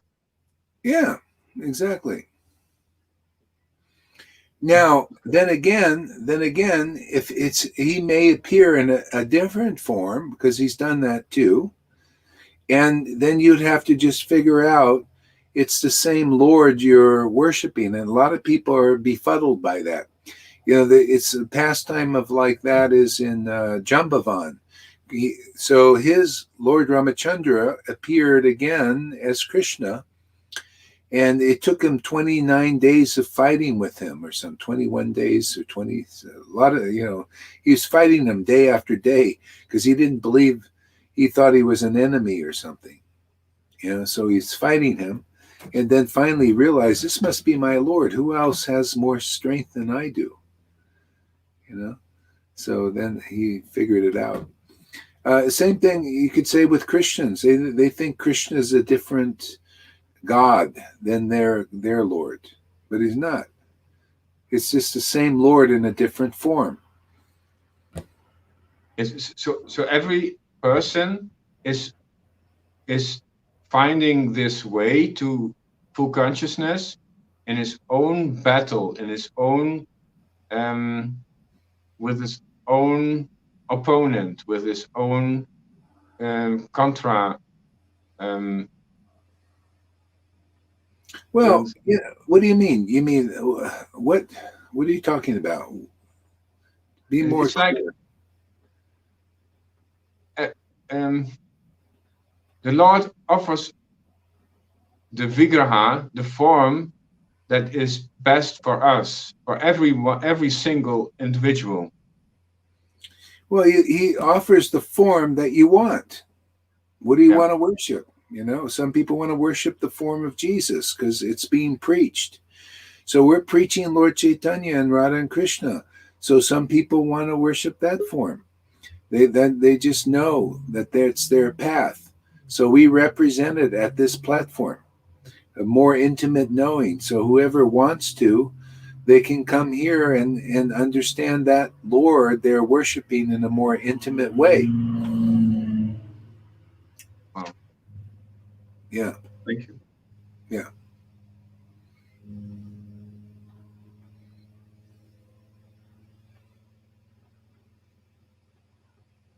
That day, the fortunate devotee of Lord Shiva received the full benefit of purely glorifying Lord Shiva without offenses. The Supreme Lord Gaurasundara sat upon his shoulders. Actually, you see there's an indication there. He received the full benefit of worshiping Lord Shiva without offenses. So that means there were offenses. Usually there are, because a lot of them, they smoke pot and stuff like that, and smoke cigarettes sometimes. So, or who knows, maybe they were. So anyway, he received the full benefit. One reason is Chaitanya doesn't take offense, and he came close to that devotee and purified him. See, that's what he does with us, because he's that kind of incarnation. So Lord Shiva he was worshiping with offenses, and so obviously wasn't getting the full result. So he gave them by just the Lord's coming, he's God, coming right real close. Because of offenses, he's staying more distant from the devotee. Now the Lord, just from his own free will, he just came and he said, jumped on his shoulders.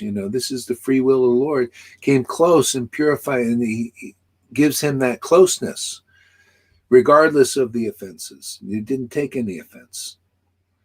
Oh. That's the glory of this incarnation. He comes very close, even though we're worshiping.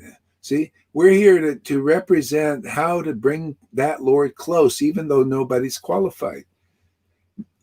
Most Vaishnavas who haven't received the benediction of this closeness with Lord Chaitanya cannot do this. See, they cannot preach this. They cannot bring the devotees closer than they are. See, so you have to be a more intimate associate to bring the devotees close to the Lord. You bring them close in the proper understanding of the Lord, in the ecstatic heart of the Lord. See that? And people come close to that, then the Lord comes close to you. See? Like you said before, they have 2 fingers short. They cannot reach. Yeah. Until devotion manifests, you're always 2 fingers too short, or whatever it is. You can't grab the Lord. So the Lord sent, and then if you get sadhu sangha, then the Lord you come close, you're getting purified very fast in that vibration. And then the Lord enters into your heart, awakens in your heart. See, then you can grasp Krishna. Then you can grasp, you can understand Krishna. You can hold on to Krishna. Otherwise, you just don't know. He's always like elusive. It's like, who is Krishna? See, this is where it is on the Vaidhi level. People are trying to grasp Krishna. They can't do it without devotion. And they don't, until they understand our work here to bring devotees more close, because that's our job. That's what we're here. This is the final deliverance. You come here, you'll attain your devotional service will attain the first perfect stage.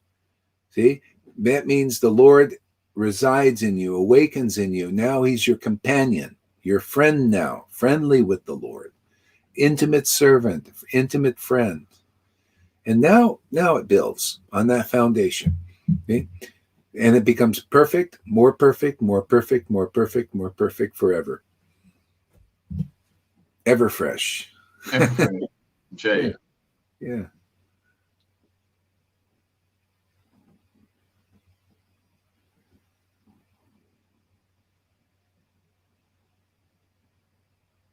The devotee servants of Lord Gauranga, shouted Lord Hari's name in exultation, feeling a surge of devotional ecstasy in the Lord's company. The devotee servants of Lord Gauranga shouted Lord Hari's name in exultation, feeling a surge of devotional ecstasy in the Lord's company. The Lord said, "You, my brothers, please hear the essential conclusion of all the scriptures." The Lord said, "You, my brothers, please hear the essential conclusion of all the scriptures. Why should we waste our nights in useless activities?" Wow. Why should we waste our nights in useless activities? Let us make a firm resolution from today. Let us make a firm resolution from today to spend our nights engaged in the most auspicious of activities. To spend our nights engaged in the most auspicious of activities, chanting the Lord's name, chanting the Lord's name. By performing, whoa, this is one pointedness. Whoa. Whoa. By performing the congregational chanting of the holy name, by performing the congregational chanting of the holy name, all of us will drown in divine deluge of devotional ecstasy. By performing the congregational chanting of the holy name, all of us will drown in the divine deluge of devotional ecstasy, like the gushing flood of Ganga Devi, like the gushing flood of Ganga Devi. Oh, Hare Krishna. Hare Rama, Hare Rama. Whoa. Let the whole world be delivered by hearing the holy name. Let the whole world be delivered by hearing the holy name. Oh my God. In that way, you will all become everyone's spiritual life giver and beloved treasure. Wow. In that way, you will all become everyone's spiritual life giver and beloved treasure. Oh my God, this is too much. Oh, Hare Krishna, Krishna, Krishna, Hare Hare Rama, Rama Rama, Hare Hare. Whoa. The Lord's words breathed great joy into all the Vaishnava hearts. Oh, the Lord's words breathed great joy into all the Vaishnava hearts. Whoa, Lord Chaitanya had begun his Kirtana pastime. Lord Chaitanya had begun his Kirtana pastime. Every night the Lord met the devotees in Srivas Pandit's house and performed Kirtana. Every night the Lord met the devotees in Srivas Pandit's house and performed Kirtana. Some days he would also meet in Chandrasekhara's house. Some days he would also meet in Chandrasekhara's house. So many devotees. So many devotees, the Lord's dear servants, would attend the Kirtan meetings that all their names cannot possibly be remembered. Attend the Kirtana meetings that all their names cannot possibly be remembered. Lord Nityananda was there with Gadadhar Pandit, Advaita Acharya, Srivas Pandit, Vidyalidhi, Murari, Hiranya, Haridas Thakur, Gangadas, Vanamali, Vijaya, Nandana, Jagadananda Pandit, Buddhimanta Khan, Narayan Kashishwar, Vasudeva, Rama, Garudai, Govinda, Govinda Ram, Gopinath, Jagadish, Shriman, Sridhar, Sadashiva, Vakreshwara, Shri Garbha, Shuklambara, Ramananda, Purushottama, Sanjaya, and others. The Lord was always surrounded by these devotees. The Lord was always surrounded by these devotees who always accompanied him in kirtan and dancing, who always accompanied him in kirtan and dancing.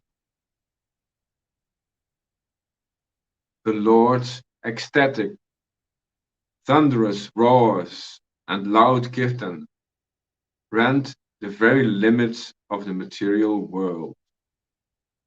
the Lord, ecstatic, thunderous roars and loud kirtan rent the very limits of the material world. Wow. Maximum impact. That's my word. Maximum impact. Whoa. Whoa. These kirtanas agitated the envious atheist. These kirtanas agitated the envious atheist. I feel this provocative energy. These are my words. These kirtanas agitated the envious atheist.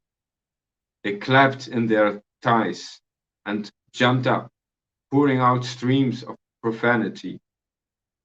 They clapped their thighs and jumped up, pouring out streams of profanity.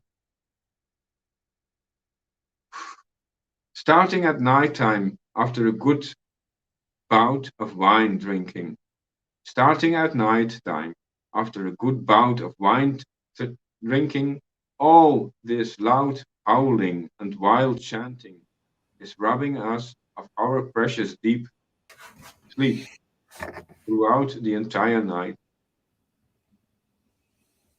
All this loud howling and wild dancing is robbing us of our precious sleep throughout the entire night.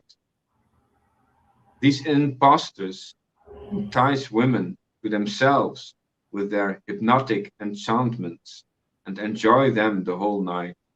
These impostors entice women to themselves with their hypnotic enchantments and enjoy them the whole night.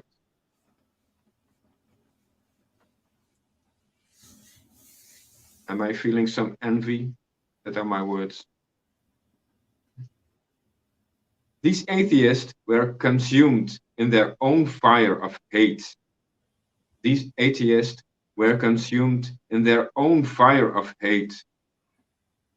However, the Lord Satchinandana danced in graceful ebullience. These atheists were consumed in their own fire of hate. However, the Lord Satchinandana danced in graceful ebullience. I don't know the word. Yeah. Ebullience. Yeah, you see, so they're getting purified, and many people respond that way. We see there, the Lord is showing His heart, this ecstatic devotion, and this is very rarely seen in this world. Usually, He keeps it hidden or He hides, and here He's just showing it, and so it does. If you respond like that, that's contamination.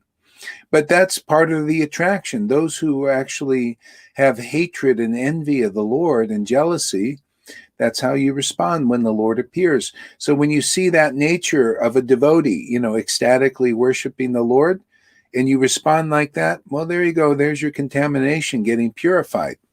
Yeah. See, it's a fire. And so that's what you see where people are at. When that is here, that's how you know.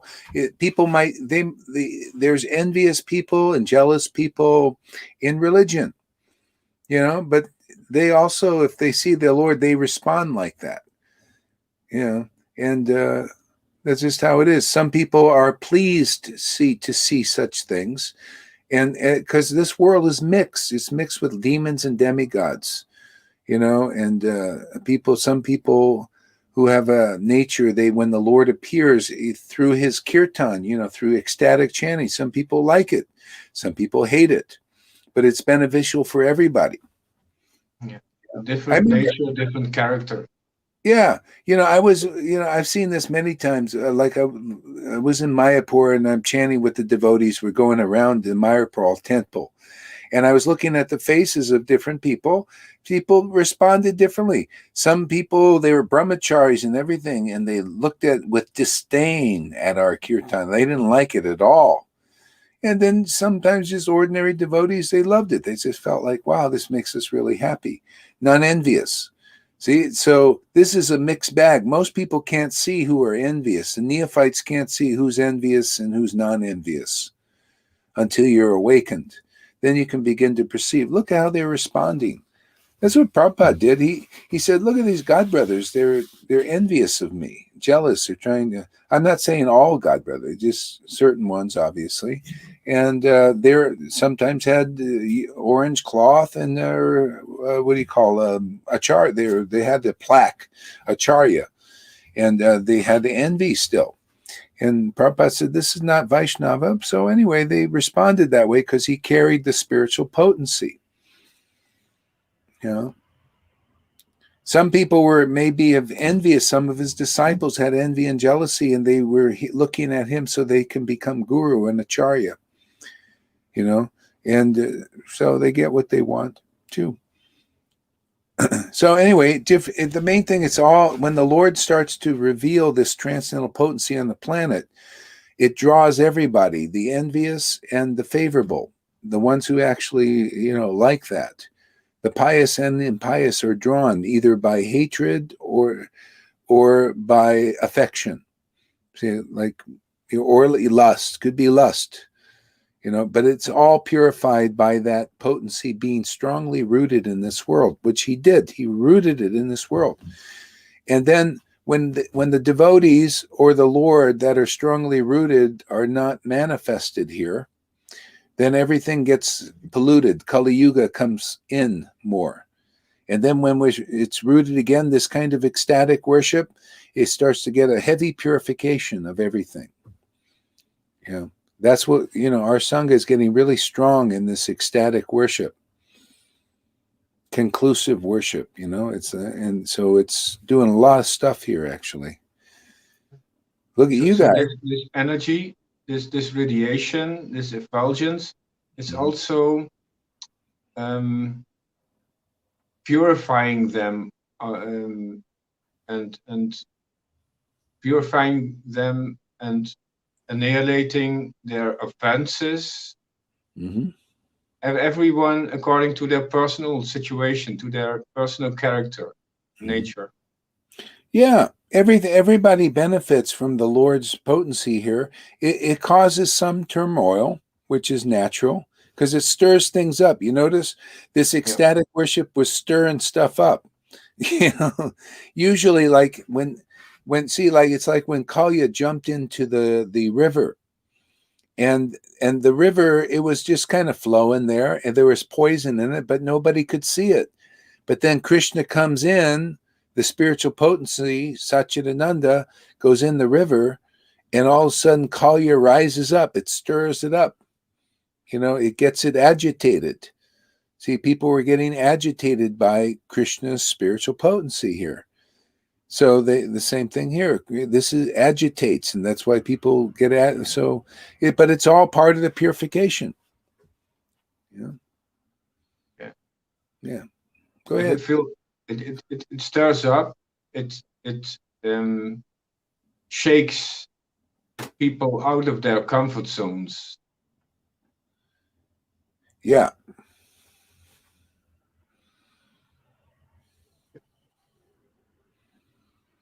I continue. Yeah. What happened to River? I was going to have her read pretty soon. Yeah. Oh, well. Go ahead. Maybe, yeah, okay. No, just go ahead.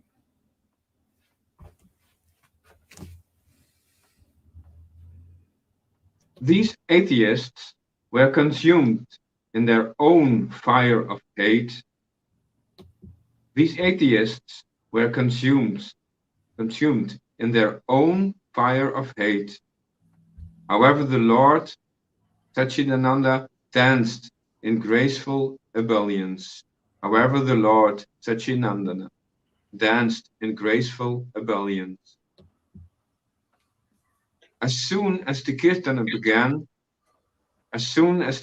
began, the Lord would enter trance.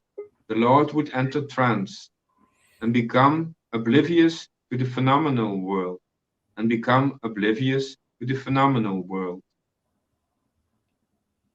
Dancing, he he would fall to the ground with such great force that the earth quaked and cracked in many places. Dancing, he would fall on the ground with such great force that the earth quaked and cracked in many places. Well, the devotees would look at him, stunned in fear. The devotees would look at him, stunned in fear, as the Lord's tender body contacted the hard surface.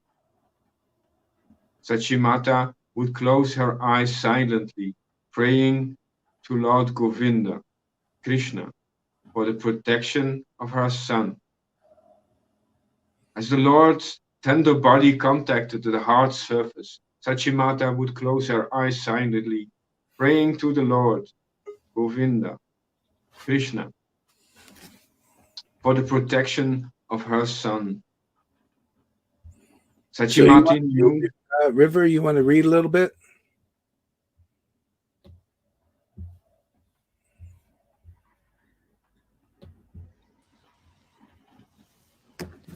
Yes, please. Do you want me to carry on from where Tom finished? Actually, you can read wherever you want. Okay. Can I read from the Krishna book? Try it.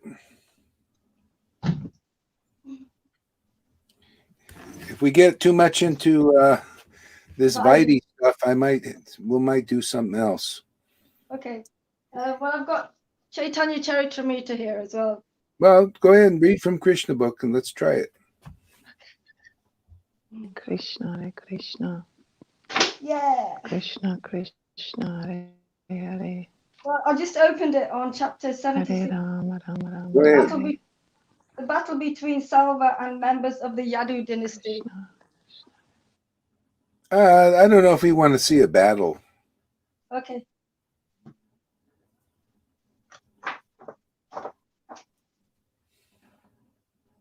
Or about the deliverance of Lord Shiva. Okay.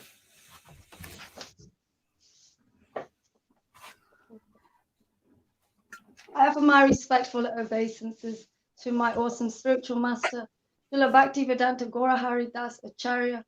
All glories to you, my friend. I offer my respectful obeisances to His Divine Grace, Srila Bhakti Vedanta Swami Prabhupada. All glories to you. I offer my respectful obeisances to all the previous acharyas. All glories to you. I offer my respectful obeisances to the 6 Goswamis. All glories to you.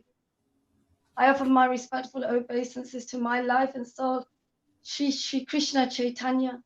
All glories to you, my Lord. I offer my respectful obeisances to Nityananda Prabhu, to Advaita Acharya, to Gadadhar Pandit, to Srivas. All glory to the Panch Tattva. I offer my respectful obeisances to the lotus feet of Shrimati Radharani, the personification of pure devotion. I offer my respectful obeisances to the Supreme Personality of Godhead Himself, Sri Krishna. All glories to you, my Lord of Lords. Jaya Jaya Shri Chaitanya. Om Namo Bhagavate Vasudevaya. Om Namo Bhagavate Vasudevaya. Hare Krishna, Krishna Krishna, Hare Hare. Hare Rama, Rama Rama, Hare Hare. Okay. I'm sorry, I'm going to be looking down because his book's very heavy. Okay.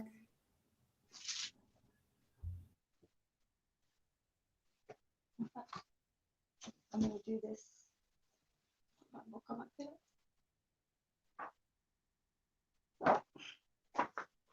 Okay, chapter 88, the deliverance of Lord Shiva.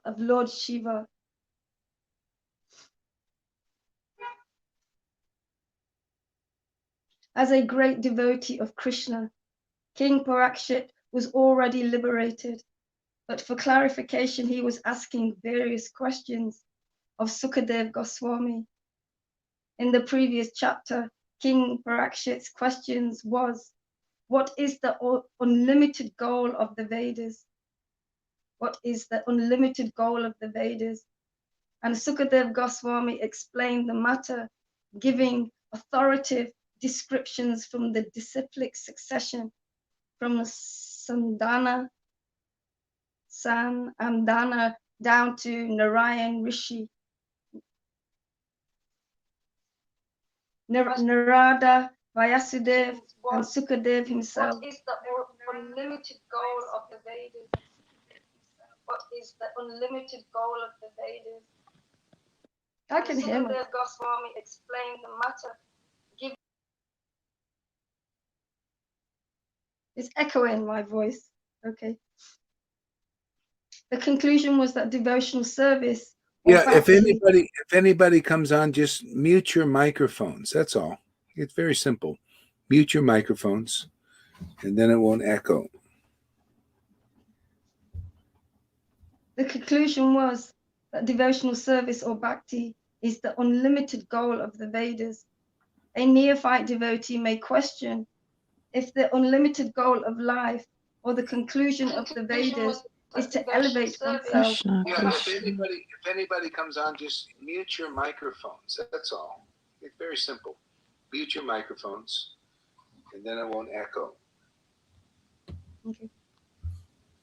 The conclusion was that devotional service or bhakti is the unlimited goal of the Vedas. A neophyte devotee. Well, stop. Okay. A neophyte devotee may question if the ultimate goal of life or the conclusion of the Vedas is to elevate oneself to the platform of devotional service. Then why is it observed that a devotee of Lord Vishnu is generally not very prosperous, is not very prosperous materially, whereas a devotee of Lord Shiva is found to be very opulent? In order to clarify this matter, Rakshit Maharaj asked Sukadev Goswami, "My dear Sukadev Goswami, it is generally found that those who engage in the worship of Lord Shiva, whether in human, demonic, or demigod society, become materially very opulent. Although Lord Shiva himself lives just like a poverty-stricken person. On the other hand, the devotees of Lord Vishnu, who is the controller of the goddess of fortune, do not appear very prosperous, and sometimes they are even found living without any material opulences at all. Lord Shiva lives under a tree or in the snow of the Himalayan mountains. He does not even construct a house for himself, but still the worshippers of Lord Shiva are very rich. Krishna or Lord Vishnu, however, lives. Lord Shiva are very rich. Krishna or Lord Vishnu, however, lives very opulently, whether in Vaikuntha or in the material world, but his devotees are poverty-stricken. Why is this?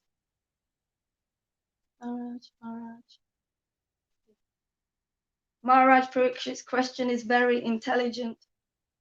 The two classes of devotees, namely the devotees of Lord Shiva and the devotees of Lord Vishnu, are always in disagreement. Even today in India, these two classes of devotees still criticize each other, and especially in South India, the followers of Ramana Acharya, Rama Ninja Acharya, I think, and the followers of Sankacharya hold occasional meetings for understanding the Vedic conclusions. Generally, the followers of Ramanu Acharya come out victorious in such meetings. I'm just going to read that again. Maharaj Parikshit's question is very intelligent. The two classes of devotees, namely the devotees of Lord Shiva and the devotees of Lord Vishnu are always in disagreement. Even today in India, these two classes of devotees still criticize each other. And especially in South India, the followers of Ramu Acharya and the followers of Sankar Acharya hold occasional meetings for understanding the Vedic conclusion. Generally, the followers of Ramuna Acharya came out victorious in such meetings. So Prakshit Maharaj wanted to clarify the situation by asking this question of Sukadev Goswami, that Lord Shiva lives as a poor man, although his devotees appear very opulent, whereas Lord Krishna or Lord Vishnu is always opulent, and yet his devotees appear poverty-stricken. In a situation which appears contradictory and puzzling to a discriminating person. I'm just going to read that last sentence again. That Lord Shiva lives as a poor man, although his devotees appear very opulent, whereas Lord Krishna or Lord Vishnu is always opulent, and yet his devotees appear poverty-stricken. Poverty-stricken is a situation which appears contradictory and puzzling to a discriminating person. Replying to King Parikshit's inquiry, Sukadev Goswami said that Lord Shiva is the master of the material energy. The material energy is represented by Goddess Durga, and because Lord Shiva happens to be her husband, Goddess Durga is completely under his subjugation. Thus, Lord Shiva is understood to be the master of the material energy. The material energy is manifest in three qualities, namely goodness, passion, and ignorance. And therefore, Lord Shiva is the master of these three qualities. Although he is in association with these qualities for the benefit of the conditioned souls, Lord Shiva is their director and is not affected. In other words, although the conditioned soul is affected by the three qualities, Lord Shiva, being their master, is not. From the statements of Sukadev Goswami, we can understand the effects of worshipping different demigods are not as. Okay. From the statements of Sukadev Goswami, we can understand that the effects of worshipping different demigods are not as some less intelligent persons suppose. Okay. We can understand that the effects of worshipping different demigods are not as some less intelligent persons propose. The same as the effects of worshipping Lord Vishnu, Sukadev Goswami clearly states that by worshipping Lord Shiva, one achieves one reward, whereas by worshipping Lord Vishnu, one achieves a different reward. This is confirmed in the Bhagavad Gita. Those who worship the different demigods achieve the desired results the respective demigods can reward. So if they just worship a certain demigod, they will just get rewards that that demigod can give them. Similarly, those who worship the material energy receive the suitable reward for such activities, and those who worship the pitras receive similar results. I don't know what that word is, but it's spelled Pitrs. But those who engage in devotional service or worship the Supreme Lord, Vishnu or Krishna, go to Vaikuntha planets or Krishna Loka. One can approach the transcendental region, the spiritual sky, by worshipping Lord Shiva or Lord or Brahma or any other demigod. Since this material world is a product of the three qualities of material energy, all varieties of manifestations come from those three qualities. With the aid of materialistic science, modern civilization, has created many machines and comforts, yet they are only varieties of the interactions of the three modes of nature. Hare Krishna, Krishna Krishna, Hare Hare, Rama Rama, Hare Krishna, Krishna Krishna, Hare. Although the devotees of Lord Shiva are able to obtain many material acquisitions, we should now know that such devotees are simply collecting products manufactured by the three qualities. The three qualities are again subdivided into 16, namely the 10 senses, 5 working senses, and 5 knowledge acquiring senses. The mind and the 5 elements, earth, water, fire, air, and sky.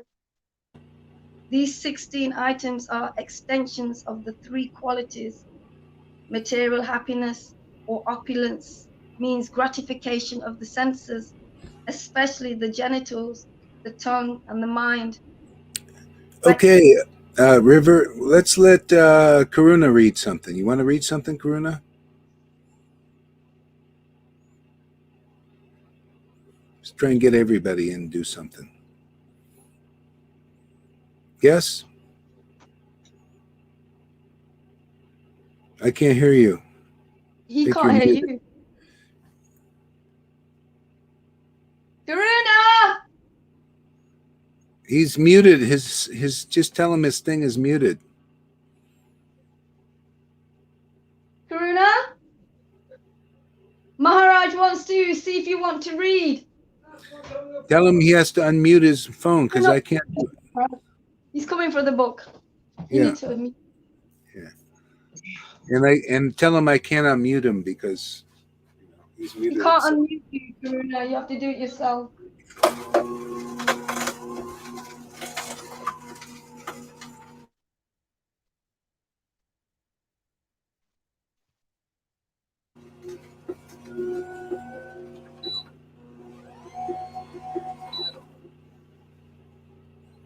Yeah, I mean he can read whatever he wants. He doesn't have to read the Krishna book. No, he's reading the Chaitanya Bhagavat. Okay.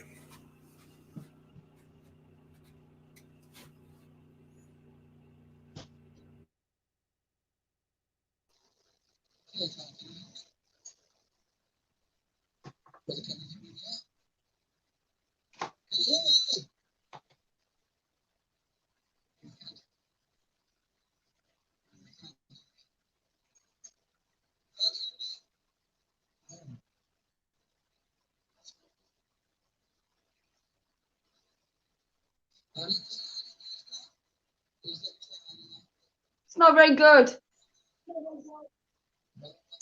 Not very good.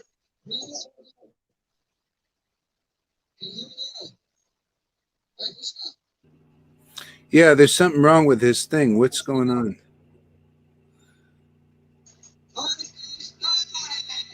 So yeah, maybe he has to restart your phone, or are you on your phone? If he's on the computer, that's the problem. If you're on the computer, that's the problem. Get on your phone or something.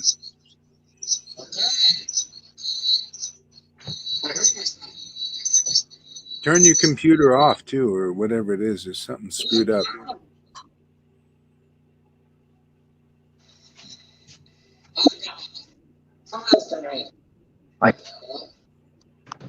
It's starting to come in. I think it just has to come back on. Okay, let's see. Let's wait for him. Chant Hare Krishna if you want.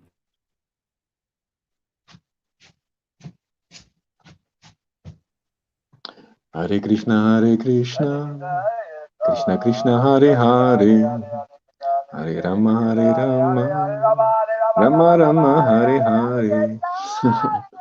Hare Krishna, Krishna Krishna, Hare Hare, Hare Rama, Rama Rama, Hare Hare. Hare Krishna, Krishna Krishna, Hare Hare, Hare Rama, Rama Rama, Hare Hare. Oh, Hare Krishna, Krishna Krishna Hare Hare, Hare Rama, Rama Rama Hare Hare. Oh, Hare Krishna, Krishna Krishna Hare Hare, Hare Rama, Rama Rama Hare Hare. Oh, Hare Krishna, Krishna Krishna Hare Hare.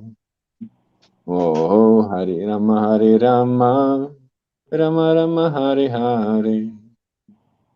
Oh, Hare Krishna, Krishna Krishna Hare Hare. Oh, Hare Rama, Rama Rama Hare Hare. Oh, Hare Krishna, Krishna Hare Hare. Oh, Hare Rama, Rama Rama Hare Hare. Christina, do you want to read something?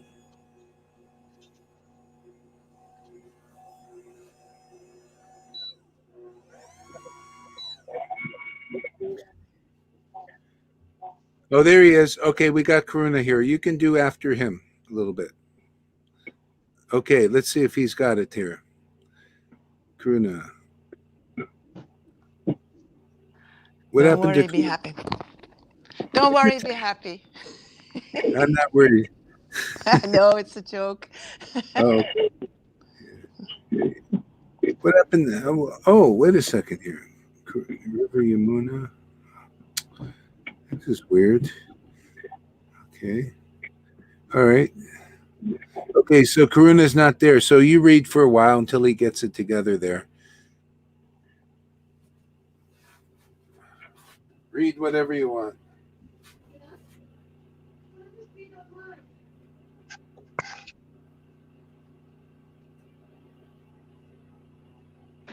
Oh, this is very strange.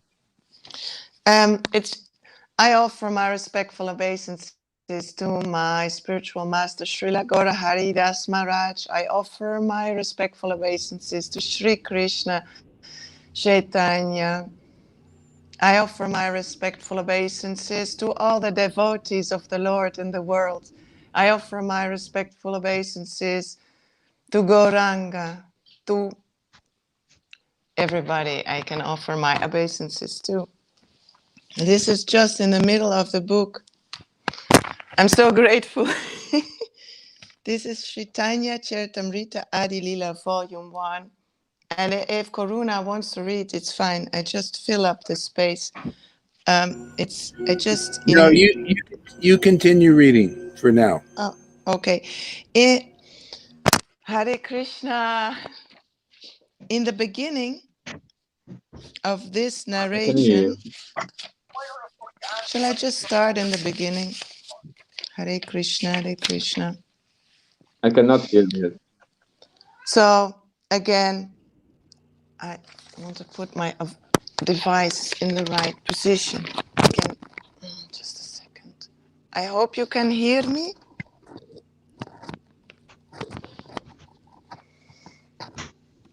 Again, I offer my respectful obeisances unto the spiritual masters, the devotees of the Lord's incarnations, his plenary portions, his energies, and the primeval Lord himself, Sri Krishna Chaitanya. I offer my respectful obeisances unto Sri Krishna Chaitanya and Lord Nityananda, who are like the sun and the moon. They have arisen simultaneously on the horizon of Gauda to dissipate the darkness of ignorance and thus wonderfully bestow benediction upon all. What the Upanishads describe as the impersonal Brahman is but the effulgence of his body, and the Lord known as a supersoul is but his localized plenary portion. Again, I don't see very well. Just a second.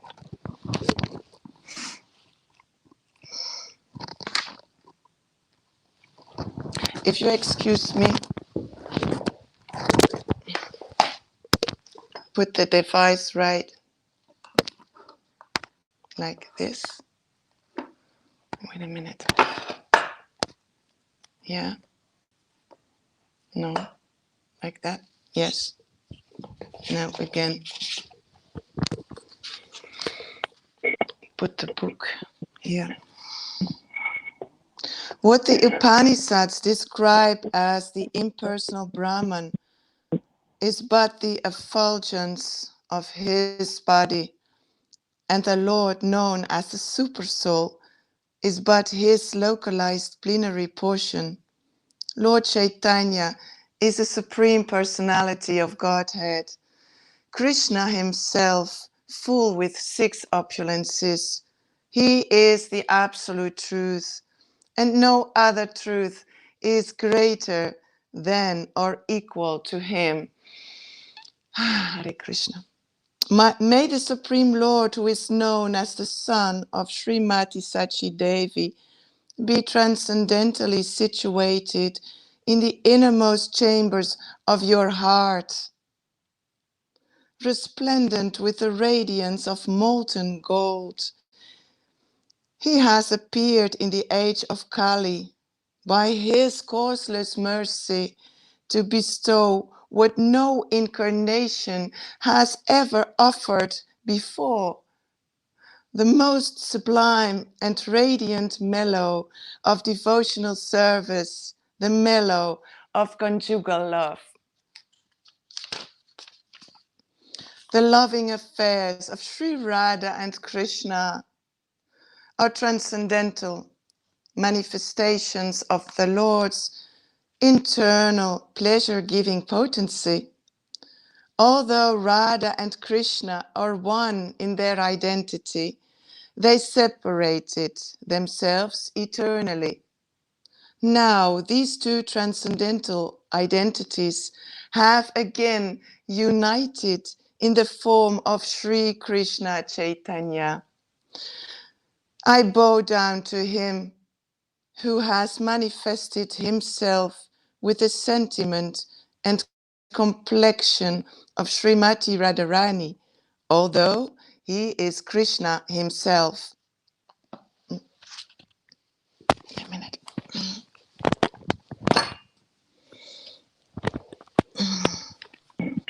Desiring to understand the glory of Radharani's love and the wonderful qualities in him that she alone relishes through her love, and the happiness she feels when she realizes the sweetness of his love, the Supreme Lord Hari, richly endowed with her emotions, appeared from the womb of Srimati Radha Sachi Devi as the moon appeared from the ocean.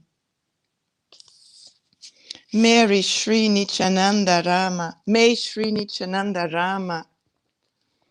be the object of constant remembrance. I don't wear Sankarsana, Sesanaga, and the Vishnus who lie on the Karana ocean, Garbha ocean, and ocean of milk are his plenary portions and the portions of his plenary portions. I surrender unto the lotus feet of Sri Nityananda Rama, who is known as Sankarsanya, in the midst of the Katur Vua. I'm going to take my glasses, sorry, I cannot see properly. Hare Krishna, excuse me.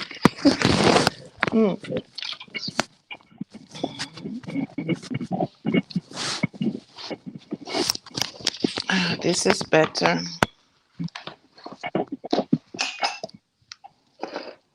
Excuse me, I was just not prepared to. Okay, now it's better. Hare Krishna, Krishna Krishna. I surrender unto the lotus feet of Sri Nityananda Rama, who is known as Sankarsana, in the midst of the Katur Vua, consisting of Vasudeva, Sankarsana, Pradyumna, and Aniruddha. He possesses full opulences and resides in Vaikuntha Loka, far beyond the material creation.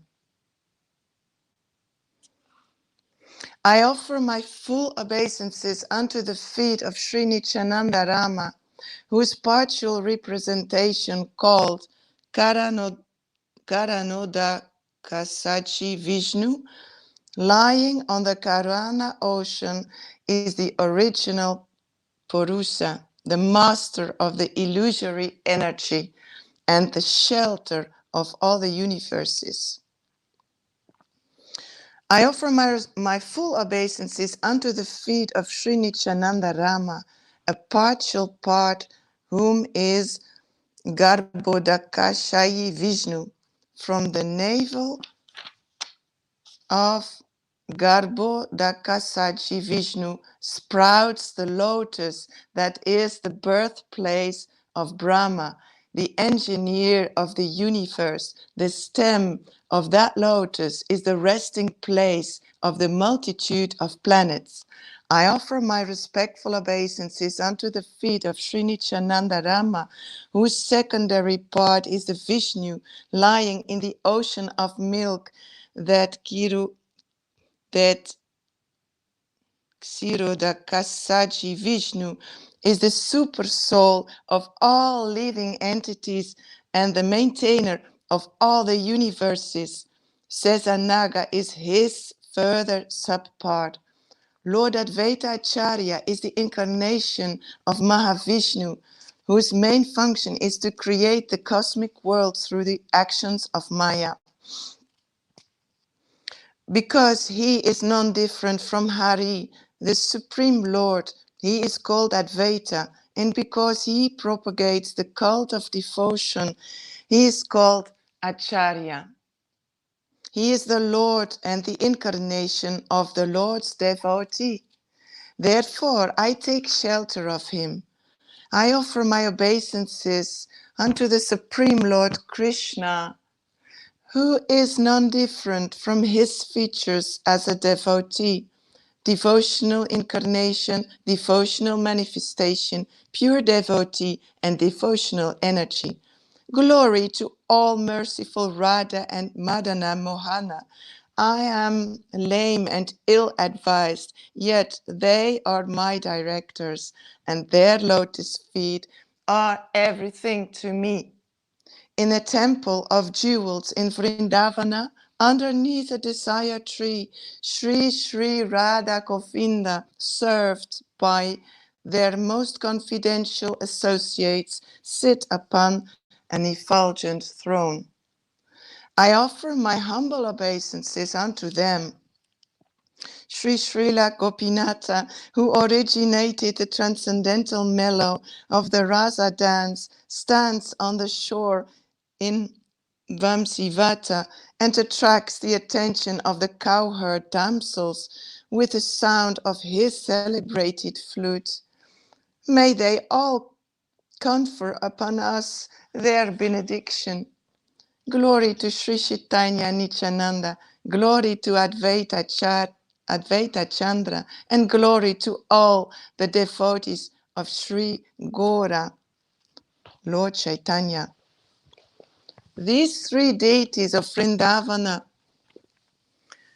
Govinda and Gopinatha, have absorbed the heart and soul of the Gaudija Vaishnavas, the followers of Lord Chaitanya. I worship their lotus feet, for they are the lords of my heart. In the beginning of this narration, simply by remembering the spiritual master, the devotees of the Lord, and the personality of Godhead, I have invoked their benedictions. Such remembrance destroys all difficulties and very easily enables one to fulfill his own desires. The invocation involves three processes: defining the objective of offering benedictions and offering obeisances. The first two verses offer respectful obeisances generally and especially to the Lord, who is the object of worship. In the third verse, I indicate the absolute truth, who is the ultimate substance. With such a description, one can visualize the supreme truth. In the fourth verse, I have invoked the benediction of the Lord upon all the world, praying to Lord Chaitanya for his mercy upon all. In that verse, I have also explained the external reason for Lord Chaitanya's incarnation, but in the fifth and sixth verses, I have explained the prime reason for his advent. These are all explanations of what is going to come later on.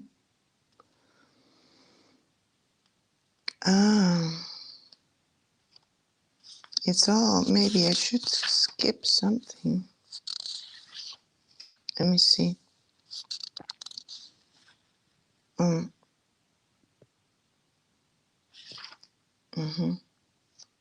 Plenary.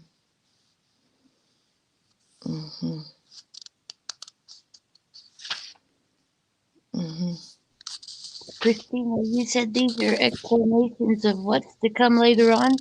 Was that your comment or was that something you read? Sorry, Mary? Say it again. You said these are all explanations of what is to come. Is that something you read or was that your purport? No, it's just what I was figuring out in the moment.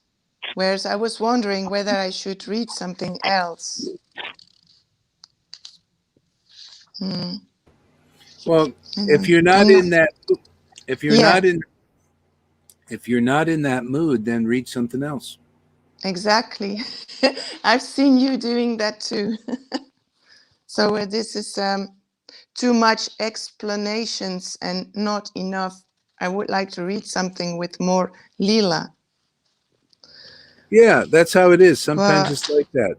Yes, but I don't know where to find it. The Chaitanya Bhagavat I also really like, but I don't have that book here. Well, okay. Where are you? What do you have? Chaitanya Charitamrita? Yeah, I have these Chaitanya Charitamrita Oh, okay. books. Okay. All right. So let's see. More of the Leela is go to. It's in the Madhya Leela there. Madhya Leela. Yeah, Matcha Lila. Yeah. Okay. Actually, go to Okay. Ansha Leela. Ansha Leela there. Ansha. Oh, you know what? Krishna. I have. Let me look myself, and I'll tell you. Matcha Lila. Ansha Lila. I Yeah. have Go. Ansha Lila. Ansha Lila I have two. Maybe Okay. volume Yeah. 1. All right. I don't know. Read some titles to me. Yeah. Ansha Lila volume 1. Let me see.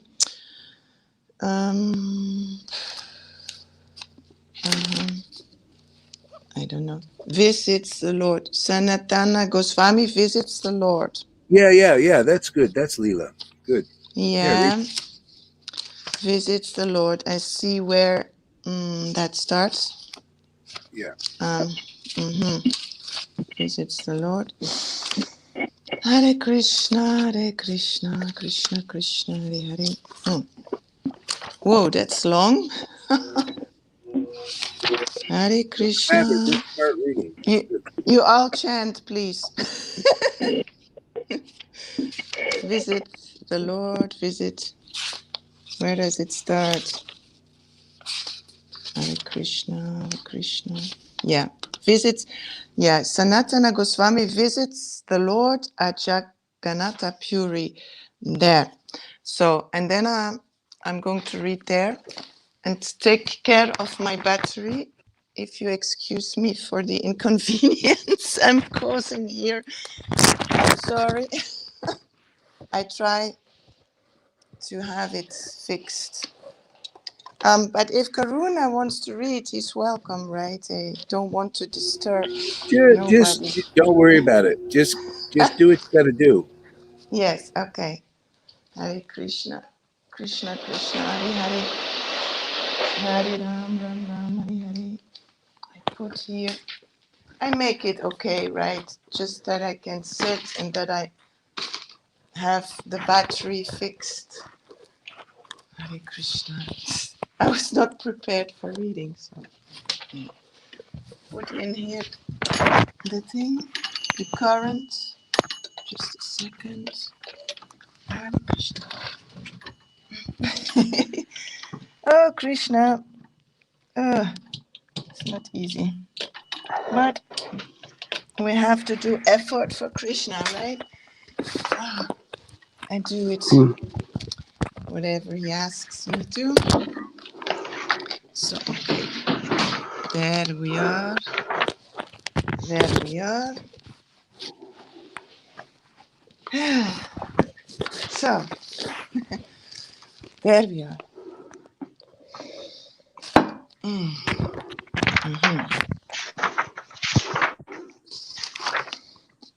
Something to drink.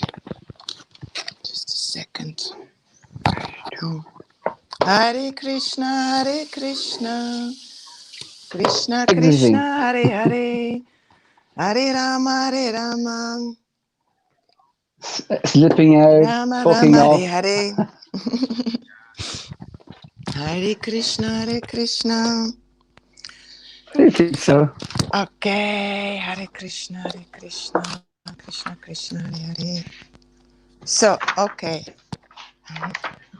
Again. Whoa. So, Hare Krishna. Again, Sri Krishna Chaitanya. Thank you, my Lord, What was that for one? giving me the Oh yeah, but opportunity yeah. to read But here that in wasn't this about you. That Sangha. was somebody else who was wearing all black. Oh, sorry. Thank you, Sri Krishna, my Lord, that you give me the opportunity to read now together with my spiritual master, Srila Gaura Haridas Maharaj, who gave me you. I'm so grateful. I'm so grateful to be in this Sangha surrounded with all the devotees who have a relationship with the Lord. It's very rare, it's very special. And I'm only nothing. I just am at your lotus feet serving, doing what you want me to do, my Lord, and forgive me all my faults. And just let us relish your books, Hare Krishna. Hey, that was Let a us great relish, prayer. let us relish the word of the Lord, which is written in these wonderful books of Srila Prabhupada. There is no greater happiness than the happiness of being together with you, my Lord. Everything else is just nonsense. That's it. Okay, that's my prayer to start with. So, when Sanatana Goswami returned from Vrindavana, Sri Chaitanya Mahaprabhu affectionately saved him from his determination to commit suicide. Then after testing him, Sri Chaitanya Mahaprabhu purified his body. When Sanatana Goswami returned from Vrindavana, Sri Chaitanya Mahaprabhu affectionately saved him from his determination to commit suicide. Then, after testing him, Sri Chaitanya Mahaprabhu purified his body. All glories to Lord Chaitanya. All glories to Lord Nityananda. All glories to Advaita Chandra. All glories to all the devotees of the Lord Sri Chaitanya Mahaprabhu. When Sri Rupa Goswami returned from Jagannatha Puri to Bengal, Sanatana Goswami went from Mathura to Jagannatha Puri to see Sri Chaitanya Mahaprabhu. Sometimes I get confused by all the names. Maybe it's something in my brain that is confusing me. Read it again. When Srila Rupa Goswami returned from Jagannatha Puri to Bengal, Sanatana Goswami went from Mathura to Jagannatha Puri to see Sri Chaitanya Mahaprabhu. Sanatana Goswami walked alone on the path through the Jarikananda forest in central India. Sometimes he fasted and sometimes he would eat. Because of bad water in the Jarikanda forest and because of fasting, Sanatana Goswami contracted a disease that made his body itch. Thus he was afflicted with itching sores from which fluid oozed. In disappointment, Sanatana Goswami considered, I am of a low caste, and my body is useless for devotional service. When I go to Jagannatha Puri, I shall not be able to see Lord Jagannatha, nor shall I always be able to see Sri Chaitanya Mahaprabhu. I have heard that the residential quarters of Sri Chaitanya Mahaprabhu are near the temple of Jagannatha, but I shall not have the power to go near the temple. The servants of Lord Jagannatha generally move about tending to their duties, but if they touch me, I shall be an offender. Therefore, I sacrifice this body in a good place. My unhappiness will be mitigated, and I shall attain an exalted destination. During the Ratha Jatra festival, when Lord Jagannatha comes out of the temple, I shall give up this body under the wheel of his car. After seeing Lord Jagannatha, I shall give up my body under the wheel of the car in the presence of Sri Chaitanya Mahaprabhu. This will be the highest benediction of my life. Having made this resolution, Sanatana Goswami went to Nilakala, where he asked directions from people and approached the residence of Haridasa Thakura. He offered his respects to the lotus feet of Haridasa Thakura, who knew him and thus embraced him. Sanatana Goswami was very eager to see the lotus feet of Sri Chaitanya Mahaprabhu. Therefore, Haridasa Thakura said, "The Lord is coming very soon. He's coming here very soon." At that moment, Sri Chaitanya Mahaprabhu, after visiting the temple of Jagannatha to see the offering of Upala Bhoga morning refreshments, came with his other devotees to see Haridasa Thakura. Seeing Sri Chaitanya Mahaprabhu, both Haridasa Thakura and Sanatana Goswami immediately fell flat like rods to offer obeisances. The Lord then lifted Haridasa and embraced him. Haridasa Thakura said to Sri Chaitanya Mahaprabhu, Here is Sanatana Goswami offering his obeisances. Seeing Sanatana Goswami, the Lord was greatly surprised. When Sri Chaitanya Mahaprabhu came forward to embrace him, Sanatana backed away and spoke as follows: "My Lord, please do not touch me. I fall at your lotus feet. I am the lowest of men, having been born of a low caste. Besides that, I have infections of my body." Sri Chaitanya Mahaprabhu, however, embraced Sanatana Goswami by force. Thus, the moisture oozing from the itching sores touched the transcendental body of Sri Chaitanya Mahaprabhu. The Lord introduced all the devotees to Sanatana Goswami, who offered his respectful obeisances unto the lotus feet of them all. The Lord and his devotees sat on a raised platform. And below that sat Haridas Thakura and Sanatana Goswami. Sri Chaitanya Mahaprabhu inquired from Sanatana about news of his well-being. Sanatana replied, "Everything is auspicious because I have seen your lotus feet."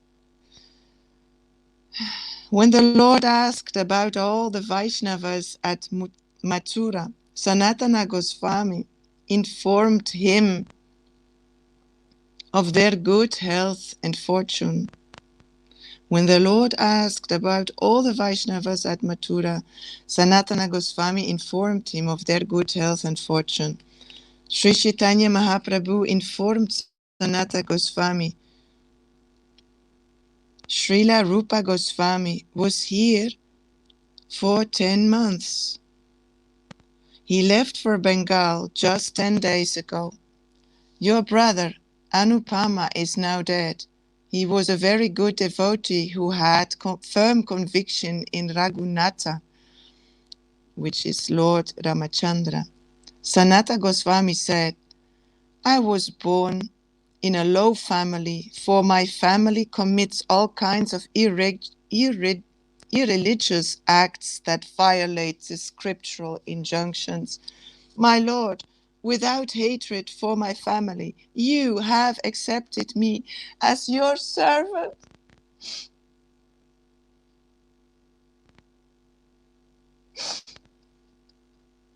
Only by your mercy, only by your mercy is there good fortune in my family. Hare Krishna.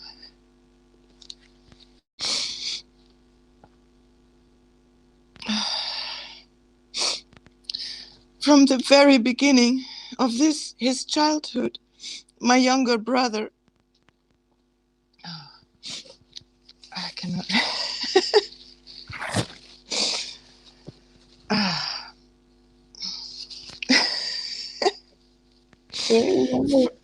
From the very beginning of his childhood, my younger brother, Anupama, was a great devotee of Raghunatha, Lord Ramachandra, and he worshipped him with great determination.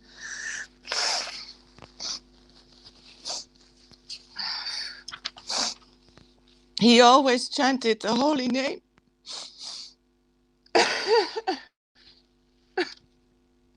He always chanted the holy name. Oh God. Of Raghunatha and meditated upon him.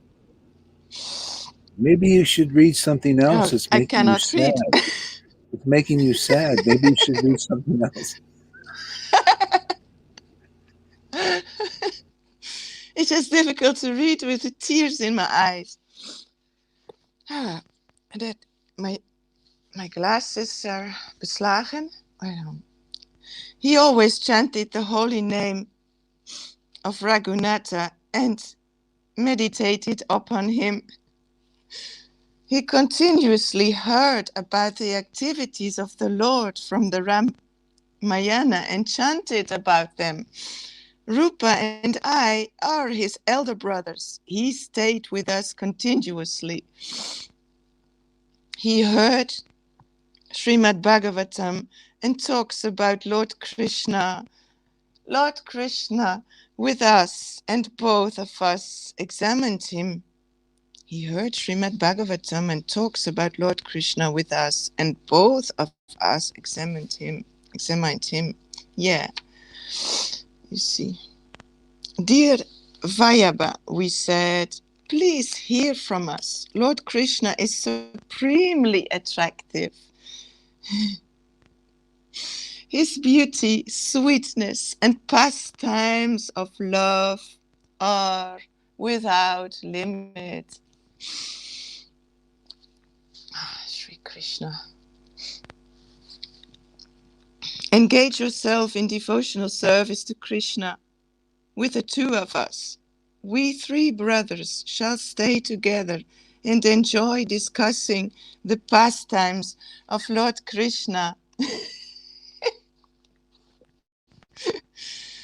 In this way, we spoke to him again and again, and because of his persuasion and his respect for us, his mind turned somewhat toward our instruction.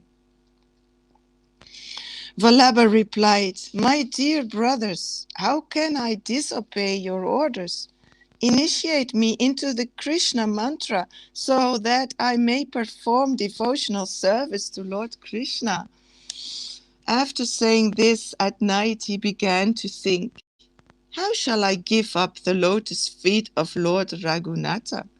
He stayed up all night and cried. In the morning, he came to us and submitted the following prayer. I have sold my head at the I've sold my head at the lotus feet of Lord Ramachandra. I cannot take it away. That would be too painful for me. The two of you, please be merciful to me and order me in such a way that life after life I may serve the lotus feet of Lord Raghunatha. It is impossible for me to give up the lotus feet of Lord Raghunatha. When I even think of giving them up, my heart breaks. Upon hearing this, we each embraced him and encouraged him by saying, "You are a great saintly devotee, for your determination in devotional service is fixed. For your determination in devotional service is fixed." In this way, we praised him. My dear Lord, the family upon which you bestow even a little mercy is always fortunate, for such mercy makes all miseries disappear. Sri Chaitanya Mahaprabhu said, there was a similar incident concerning Murari Gupta. Formerly I examined him, and his determination was similar. Glorious is that devotee who does not give up the shelter of his Lord. And glorious is that Lord who does not abandon his servant. Exactly. If by chance a servant falls down and goes somewhere else, glorious is that master who captures him and brings him back by the hair. Yeah. It is very good that you have arrived here. Now stay in this room with Haridasa Thakura. Both of you are expert in understanding the mellows of Lord Krishna's devotional service. Therefore, you should both continue relishing the taste for such activities and chanting the Hare Krishna Mahamantra. Having said this, Sri Chaitanya Mahaprabhu got up and left, and though Govinda, he sent prasadam for them to eat. In this way, Sanatana Goswami stayed under the care of Sri Chaitanya Mahaprabhu. He would see the wheel on the pinnacle of the Jagannatha temple and offer respectful obeisances. Every day, Sri Chaitanya Mahaprabhu would go there to meet these two stalwart devotees and discuss topics of Krishna with them for some time. Every day, Sri Chaitanya Mahaprabhu would go there to meet these two stalwart devotees and discuss topics of Krishna with them for some time. The offerings of prasadam in the temple of Lord Jagannatha were of the highest quality. Sri Chaitanya Mahaprabhu would bring this prasadam and deliver it to the two devotees.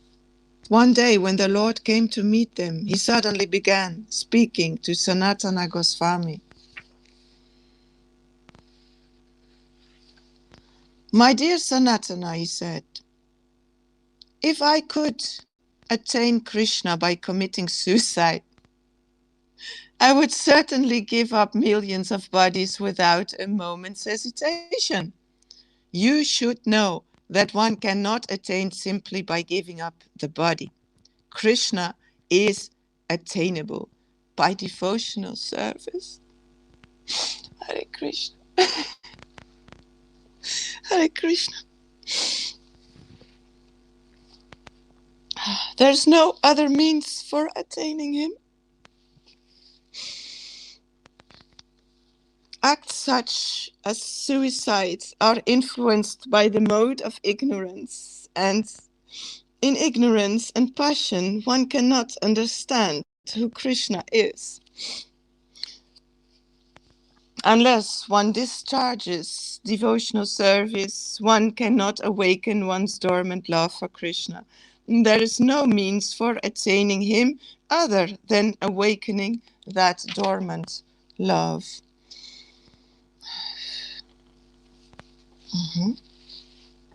Yeah, I think that's a good sentence now to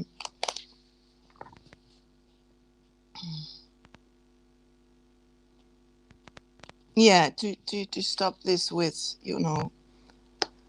Hare Krishna. The Hare Krishna mantra is all we need. Be at Krishna's lotus feet and Guru's lotus feet, and be together with the devotees where the Lord is seated in the heart. That's where you attain the sublime happiness. Thank you for listening to the reading. Thank you, Guru and devotees, for listening to the words of the Lord in this book. And thank you, Sri Krishna Chaitanya, for blessing me, and thank you for blessing me and therefore blessing everybody. And I'm very grateful, and I think that's it for now. If anybody wants to continue reading, thanks so much. Are you sure you're finished? Are you sure you're finished? I'm never finished. Go read some more.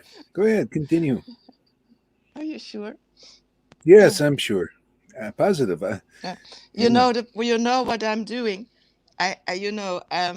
Actually, I promised people to do something with them. I said I'm going to call you, but it's just the Lord is grasping me, and everything. There's nothing more important than being with the Lord and the devotees, and that's. I know that condition. I was there before, but I don't. Mm-hmm. I will make it okay with everybody, and I do a little bit more, and then I stop. Okay. Yeah. Yeah, you're following the path of Mary instead of Martha now. I don't know.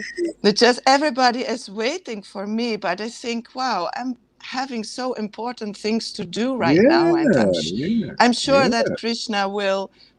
I'm sure this is all in Krishna's game, because then I can pass it on to others who are now waiting. Maybe what do I know? It's Krishna who knows it. Yeah, let's see what happens. Keep going. Let's try the experiment. Let me drink something. Oh, I'm trembling. Yeah. I like that. Trembling is good.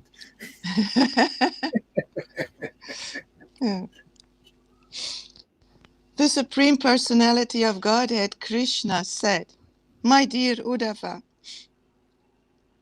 neither through Astanga Yoga, the mystic system for controlling the senses, nor through impersonal monism or an analytical study."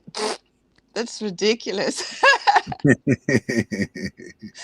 An analytical study of the absolute truth, nor through study of the Vedas, nor through austerities, charity, or acceptance of sannyasa, one can satisfy me as much as by developing unalloyed devotional service unto me.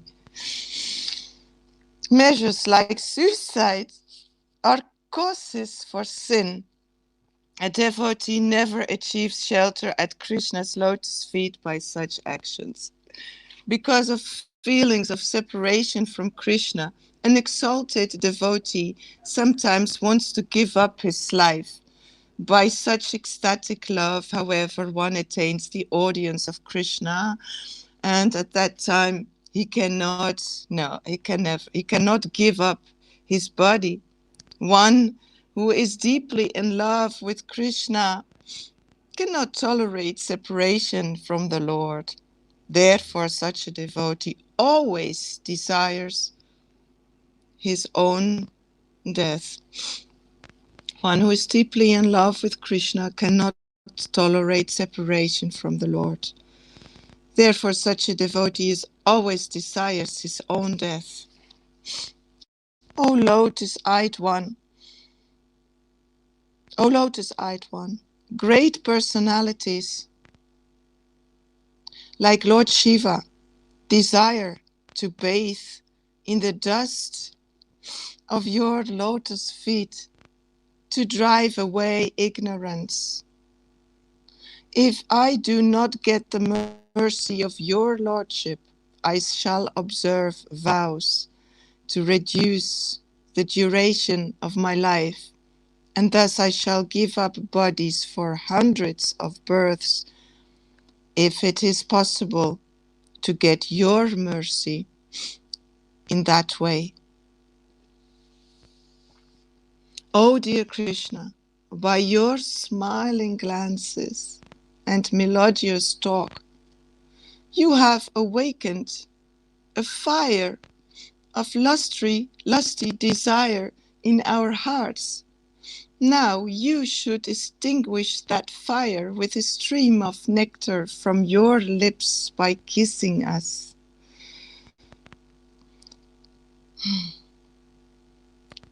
Kindly do this. Otherwise, dear friend, the fire within our hearts will burn our bodies to ashes because of separation from you. Thus, by meditation, we shall claim shelter at your lotus feet. Chaitanya Mahaprabhu told Sanatana Goswami, give up all your nonsensical desires, for they are unfavorable for getting shelter at the lotus feet of Krishna. Engage yourself in chanting and hearing, then you will soon achieve the shelter of Krishna. Without a doubt, a person born in a low family is not unfit. A person born in low family is not unfit for discharging devotional service to Lord Krishna, nor is one fit for devotional service simply because he's born in an aristocratic family or brahmanas. Anyone who takes the devotional service is exalted. But, wait a minute. Only when you have a bona fide guru you can attain this. Otherwise, it's not possible. And that's why I'm here. Anyone who takes to devotional service, wait a minute. Anyone who takes to devotional service is exalted, whereas a non-devotee is always condemned and abominable. Therefore, in the discharge of devotional service to the Lord, there is no consideration of the status of one's family. Yeah, that's why also Lord Chaitanya is giving causeless mercy to anybody who comes and who comes with love, who has love who has love for the Lord, who does devotional service for the Lord in the right Guru, Sadhu, Shastra, Sangha, with a bona fide spiritual master who has the mercy of Lord Chaitanya. Only such a spiritual master is capable of transmitting this highest treasure of attaining the mercy of Lord Chaitanya. Is only doing the devotional service in the right environment, with the bona fide spiritual master, then everybody can attain the mercy of the Lord. When you fully surrender in that environment, then it's guaranteed. Then there is no doubt. That's conclusive. Very As, conclusive. Thank you. as you can see. Yeah. Yeah, you know, a story comes up from a person who was lost his keys and was going to lost his keys in the house and was going to search for the keys outside the house, where you can search all your life, but you will never find them in the street when you lost them in the house. I mean, maybe it's not a good example, but what I mean to say is search for the Lord where the Lord is working. And in this Sangha, the Lord is working. You don't go and search for the Lord where the Lord is not working, where He's not there. So that is what I wanted to say. The Supreme Personality of Godhead, Krishna, is always favorable in the humble. That's right. Meek. But aristocrats, learned scholars, and the wealthy are always proud of their positions, and that's a problem. When you start to be proud of your position, forget it, because there Krishna is not there. If you start to be proud of your position, you're losing Krishna. That's not what it is about. Stay humble. Anyway, I stop talking. One may be born. Yeah, you know, sometimes people that they're proud of their position, and they you know, this is how they miss the boat. And even here, sometimes people leave because of this pride. You know, the pride of a position of being a Brahmin or a teacher or something like that, and they lose this jewel. Like, you know, It's true. yeah. Okay, It's go only ahead. Krishna that matters. It's only Krishna that matters, and serving Krishna. That's all that matters. Yeah, love of Krishna, No devotional matter. rasa. Yeah. No matter where you are, it's about that truth, relishing that truth. One may be born in a Brahmana family and have all 12 Brahminical qualities, but if in spite of being thus qualified, he is not devoted to the lotus feet of Lord Krishna, who has a navel shaped like a lotus, he is not as good as a Kandala who has dedicated his mind, words, activities, wealth, and life to the service of the Lord. Simply to take birth in a Brahmana family or to have Brahminical qualities is not sufficient. One must be a pure devotee of the Lord. Thus, if a Svapaka or Kandala is a devotee, he delivers not only himself, but his entire family as well. Whereas a Brahmana who is not a devotee, but simply has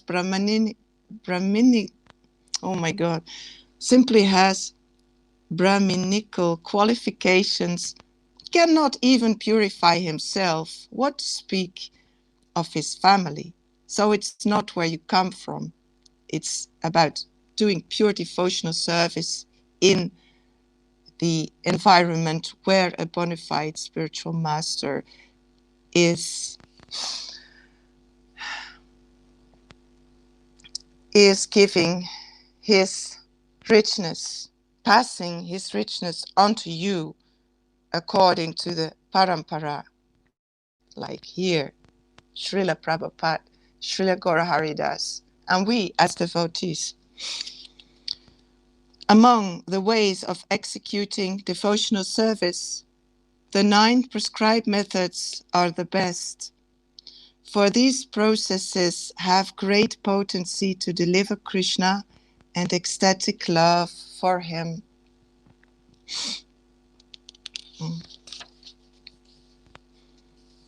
Of the 9 processes of devotional service, the most important is to always chant the holy name of the Lord.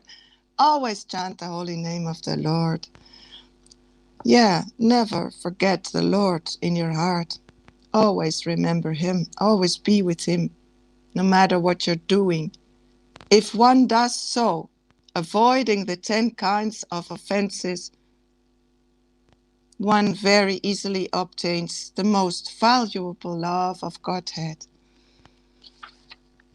Yeah.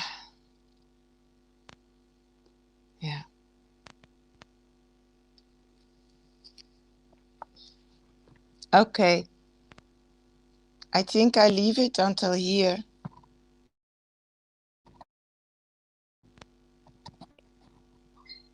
And, oh. Yeah, thank you. The message to, yeah. It's a great reading. I just got a message that the person changed. Yeah, it's okay, never mind. Yeah, thank you so much for enabling me to read with you. You want to read? And, you want to read more? I really. You want to read? I think no. I thank you very much. I'm very grateful, and now I take a rest and start listening. Okay. And I'm very grateful to have been here reading with you. Thank you so much, and You're welcome. see you Thank another you. time. I keep seeing you, but another person may continue. Whatever. I'm not in charge of this. Okay. Thank you. All right. Karuna, you ready? Where's Karuna? Karuna. Oh, here he is.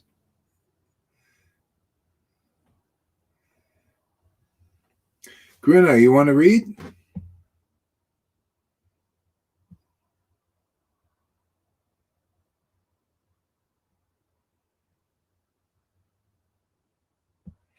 Okay, so how about you, Govinda? You want to read something?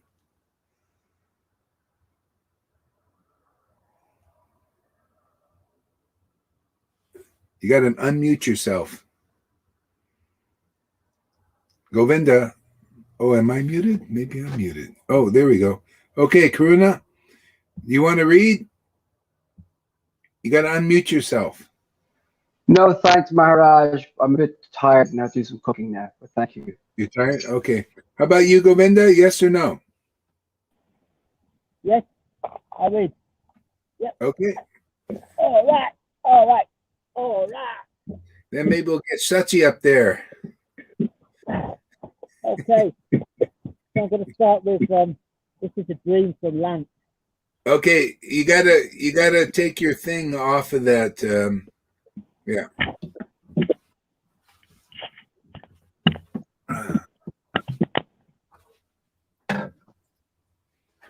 Hare Krishna.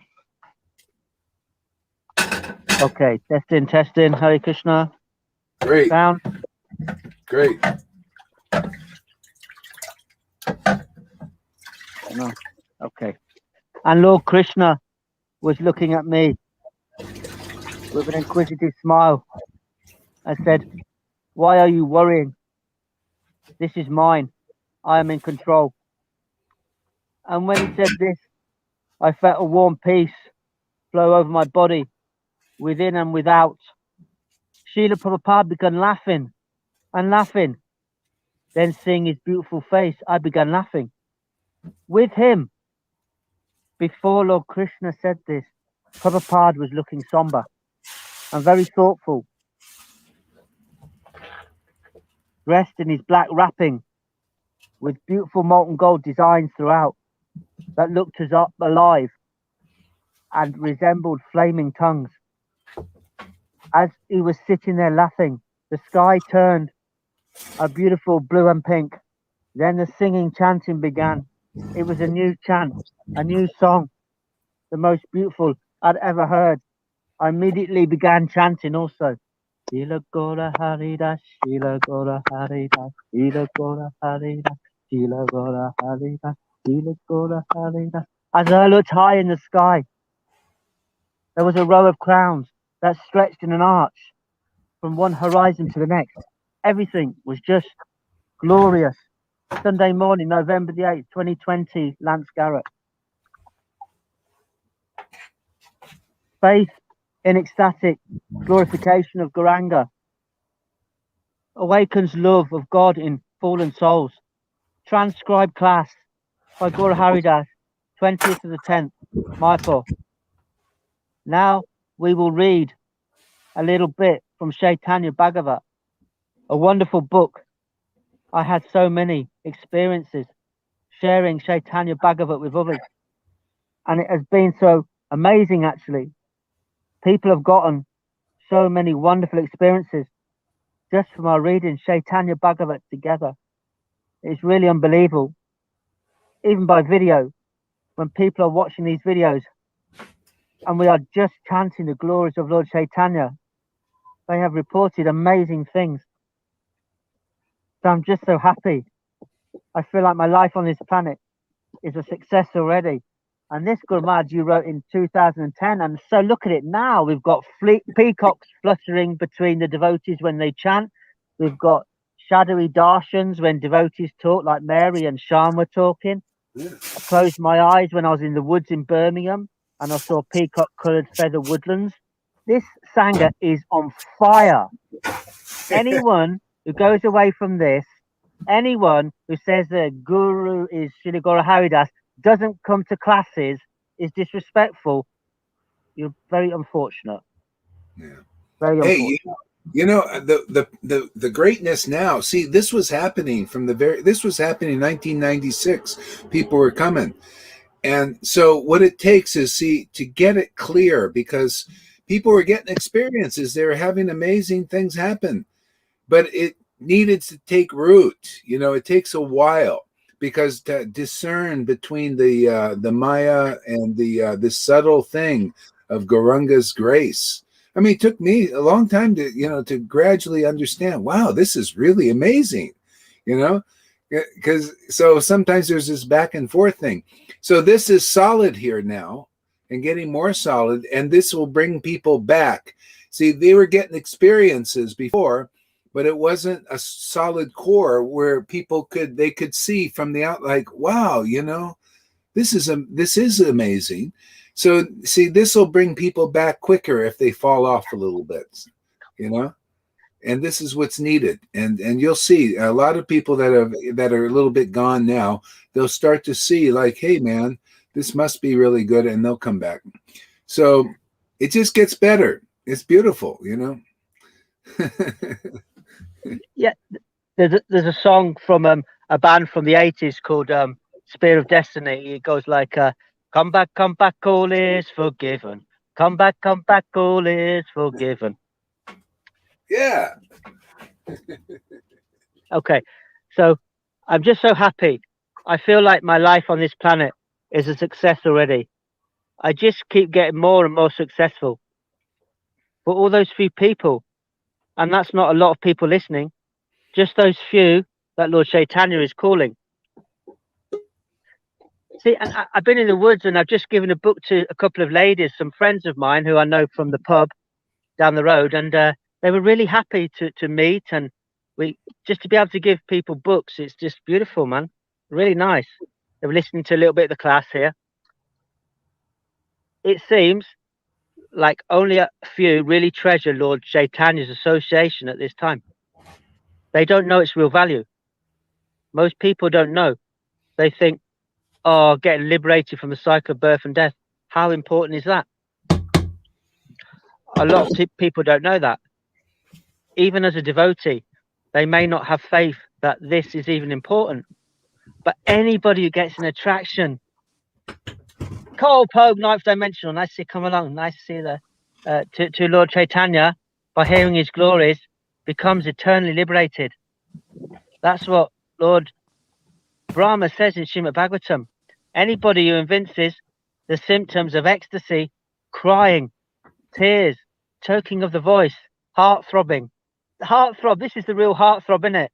Not that teenage stuff or you know, chasing girls and all that stuff. And nonsense compared to this. This is the real heartthrob. Not that we can't have husbands and wives, etc., but so that many devotional symptoms that come, that person does not take another birth. They can enter the kingdom of God, where so many beings are also experiencing the same thing. They have the inclination to glorify God. This happens only by the grace of Lord Chaitanya. So anybody not interested in that grace is very unfortunate, actually. Very unfortunate. I'm not putting all these videos up here just for my own self-glorification. I'm putting it up to make people happy. See, and people become very happy when we meet them and we share books with them. And I get very happy when I see Christiana. What a wonderful, beautiful reading to see you so ecstatic. And when I hear Cole, Ninth Dimensional, always singing the glories of Guru and always enthusiastically reading Chaitanya, I get happy. I have to give full attention. Even if I want to make a cup of tea or a coffee or some toast.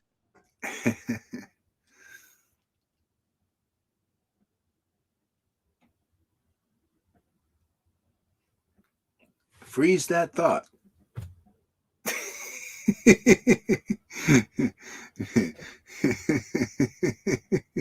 Hold that thought. Maybe he'll come back. I don't know. Let's see. Is he frozen for you guys too?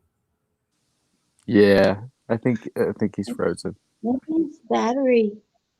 No. So what we'll do is I'll just take him off. He's just got to come back on. Add to screen. Okay, let's try that. No. Okay, so okay, I'll remove you. Come back on. It's something to do with your. Okay, he'll probably come back on here. Yeah, you know that's interesting to hear that from 2010. It's like, wow, man. Yeah, yeah. It's very kind of nostalgic. You know, it's really.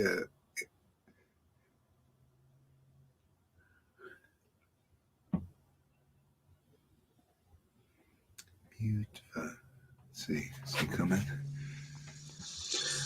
Hare Krishna. Yeah. Okay, well, I don't know. Maybe he's not coming back on. So, Sachi, you want to read something? If he comes back on, he can continue. But you want to read a little something first? And then we'll get Cole in there. Yeah. I have to put the cat aside. Yeah. Yeah. Where does it say in the scriptures you can lay down and hear class? When it's before 8 a.m. you can do it. Actually, it does say in the scriptures, while sitting down, while laying down, while standing up, always think of me. Excellent. I've got an ally. I always think it's ridiculous how strict religionists try to tell people stuff like that, and I'm like, and they say if you're chanting and you fall asleep, like how disrespectful. And I'm thinking, don't you think Krishna thinks it's cute when his like friend, lover, child falls asleep thinking of him? What do you think? He's mad? No, he's like, oh, cool. They fell asleep thinking of me. Sweet dreams. And he kisses you on the forehead. You know, that's the Krishna I know. Not some like mean, like you fell asleep while chanting. Oh. Exactly. Right. Yeah. Okay, Madhya Lila, chapter 9. Lord Chaitanya travels to holy places. When the Lord arrived at Rishabha Hill, he saw the temple of Lord Narayan and offered obeisances and various prayers.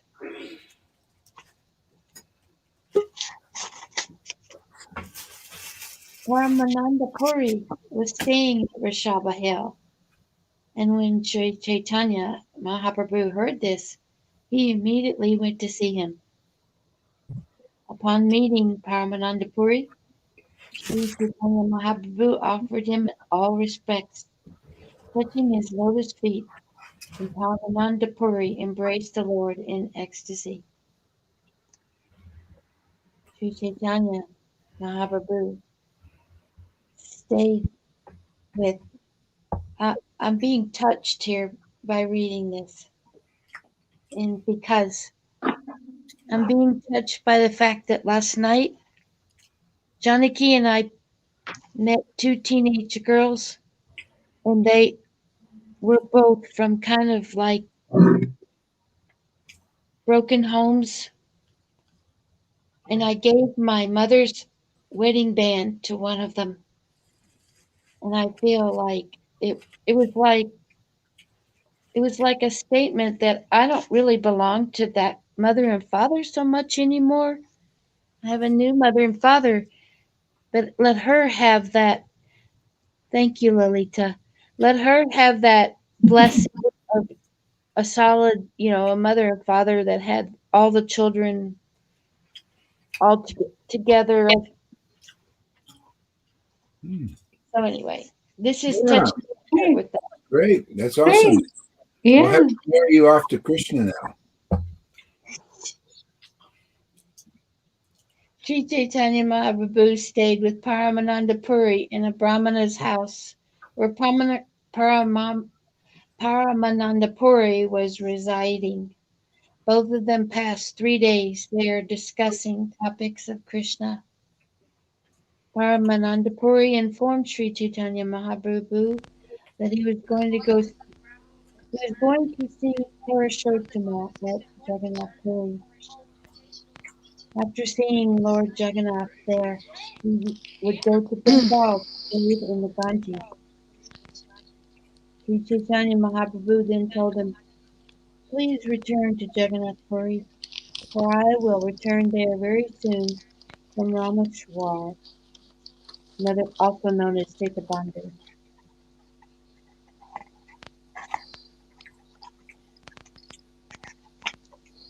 It is my desire, let's see,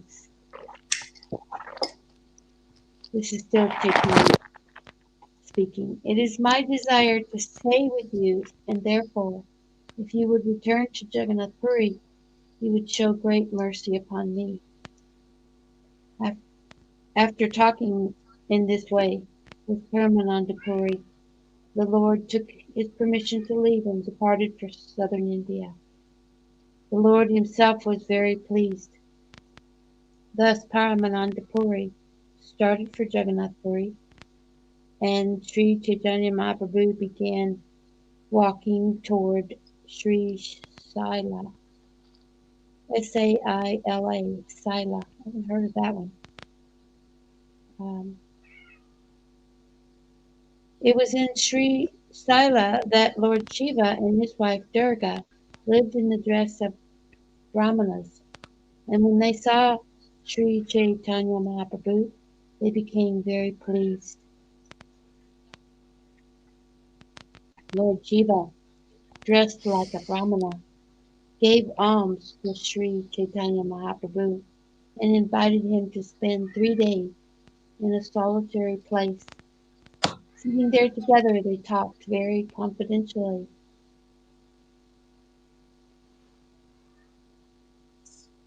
I think I hear an owl outside. Ooh, ooh, ooh. After talking with Lord Shiva, Sri Chaitanya Mahaprabhu took his permission to leave Kamakoshti Puri. When Sri Chaitanya Mahaprabhu arrived at southern Mathura from Kamakoshti, he met a Brahmana. The Brahmana who met Sri Chaitanya Mahaprabhu invited the Lord to his home. The Brahmana was a great devotee and an authority on Lord Sri Ramchandra. He was always detached from material activities.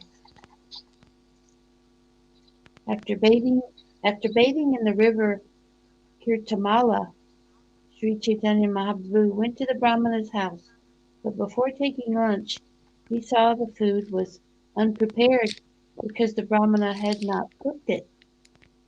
Seeing this, Sri Chaitanya Mahaprabhu said, "My dear sir, please tell me why you have not cooked. It is almost noon." The Brahmana replied, "My dear Lord, we are living in the forest. For the time being, we cannot get all the ingredients for cooking. When Lakshman brings all the vegetables, fruits, and roots from the forest, Sita will arrange the necessary cooking." Sri Chaitanya Mahaprabhu was very satisfied to hear about the Brahmana's method of worship. Finally, the Brahmana hastily made arrangements for cooking. Sri Chaitanya Mahaprabhu took his lunch about 3 o'clock, but the Brahmana, being very sorrowful, fasted. While the Brahmana was fasting, Sri Chaitanya Mahaprabhu asked him, "Why are you fasting? Why are you so unhappy? Why are you worried?" The Brahmana replied, "I have no reason to live. I shall give up my life by entering either fire or water. My dear sir, Mother Sita is the mother of the universe and the supreme goddess of fortune. She has been touched by the demon Ravana, and I am troubled upon hearing this news. Sir, due to my unhappiness, I cannot continue living. Although my body is burning, my life is not leaving." Sri Chaitanya replied, "Please do not think this way any longer. You are no longer you are a learned pundit. Why don't you consider the case?" Sri Chaitanya Mahaprabhu continued, "We may have to get a purport on from Gaurahari about what's going on here." Sri Chaitanya Mahaprabhu continued, "Sita Devi, the dearmost wife of the Supreme Lord Ramachandra, certainly has a spiritual form full of bliss. No one can see her with material eyes, for no one material has such power.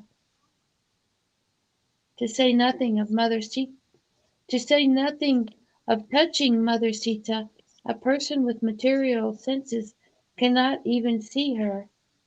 When Ravana kidnapped her, he kidnapped only her material illusory form. As soon as Ravana arrived, as soon as Ravana arrived before Sita, she disappeared. It was just to cheat Ravana that she sent an illusory material form. Spiritual substance is never within the jurisdiction of the material conception. This is always the verdict of the Vedas and the Puranas." Okay, that's yeah, that's a really great verse, and this is how the let's see, yeah, the spiritual energy potency is not in the jurisdiction of the material energy. Yeah. So when some people they see a devotee or a guru, and they come to that guru to steal position. They want to steal that. They want to steal Sita or the bhakti, but they get the illusory representation, and that translates practically in the false acharya, the false guru. They think or may think that they have the real bhakti, but they actually don't. They try to usurp it and steal it. They didn't come in the recommended way. See, like Ravana, he stood outside the circle and he tried to coax, tried to cheat to get this possession of bhakti.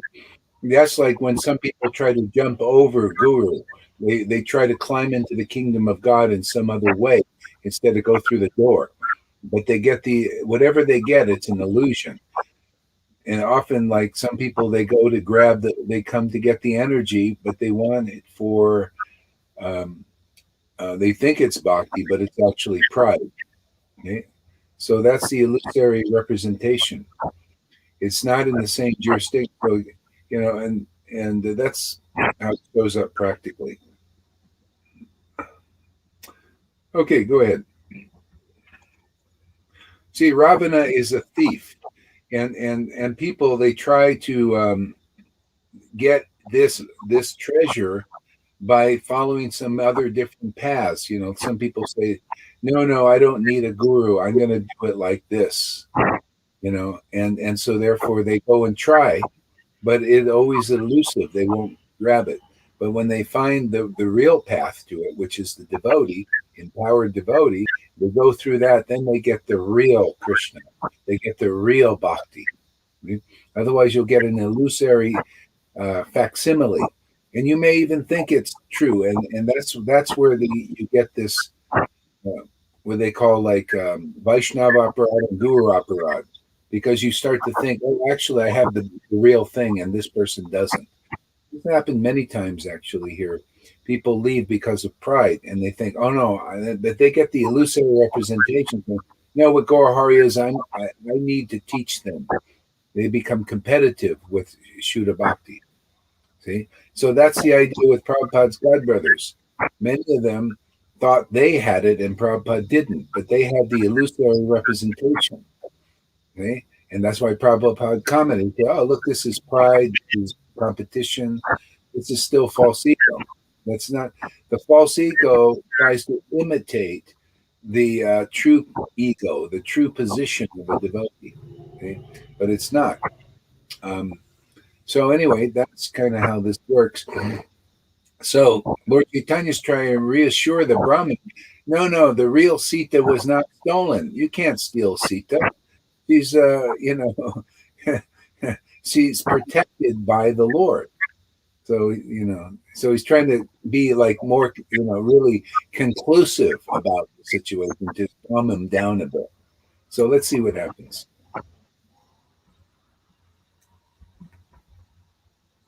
Sri Chaitanya Mahaprabhu then assured the Brahmana, have faith in my words. Do not burden your mind any longer with this misconception.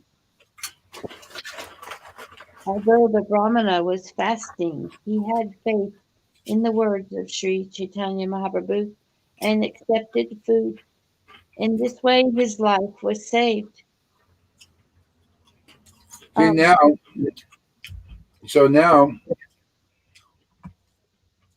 now Lord Chaitanya isn't satisfied with him just giving him the truth. He's going to go and he's going to find the scriptures that state that, and he's going to copy them and bring them back. See how the Lord is? Guru, Sadhu, and Shastra. He doesn't, even himself doesn't want to just do it. He wants to make it really clear that this is true. Okay, so go ahead. After thus assuring the Brahmana, Sri Chaitanya Mahaprabhu proceeded further into southern India and finally arrived at Durvashana, where he bathed in the river Kirtamala.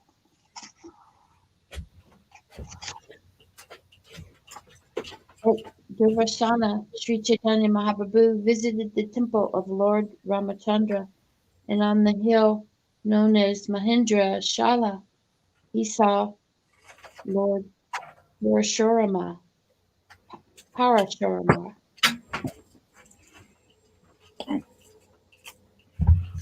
Sri Chaitanya Mahaprabhu then went to Sitabandhu, or Rameshwar, another name, where he took his bath at the place called Dhanachtirtha.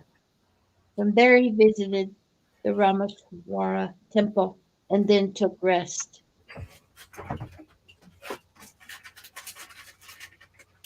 Then there, among the Brahmanas, Well, I'm not reading the purports. I'm just reading the translations. There among the Brahmanas, Sri Chaitanya Mahaprabhu heard the Karma Purana, wherein was mentioned the chaste woman's narration. Srimati. Okay, so here's where it's come. I was starting to doubt what you were saying, Gaurahari. Here it comes. Srimati Sita Devi is the mother. This is a chaste woman that he meets, and she explains it. Srimati Sita Devi is the mother of the three worlds and the wife of Lord Ramachandra. Among chaste women, she is supreme, and she is the daughter of King Janaka. When Ravana came to kidnap Mother Sita, and she saw him, she took shelter of the fire god Agni. The fire god covered the body of Mother Sita, and in this way she was protected from the hands of Ravana. Upon hearing from the Kurma Purana how Ravana had kidnapped the false form of Mother Sita, Sri Chaitanya Mahaprabhu became very satisfied. The fire god Agni took away the real Sita and brought her to the place of Parvati, goddess Durga. An illusory form of Mother Sita was then delivered to Ravana, and in this way Ravana was cheated. After Ravana was killed by Lord Ramachandra, Sita Devi was brought before the fire. When the illusory Sita was brought before the fire by Lord Ramachandra, the fire god made the illusory form disappear and delivered the real Sita to Lord Ramachandra. And actually,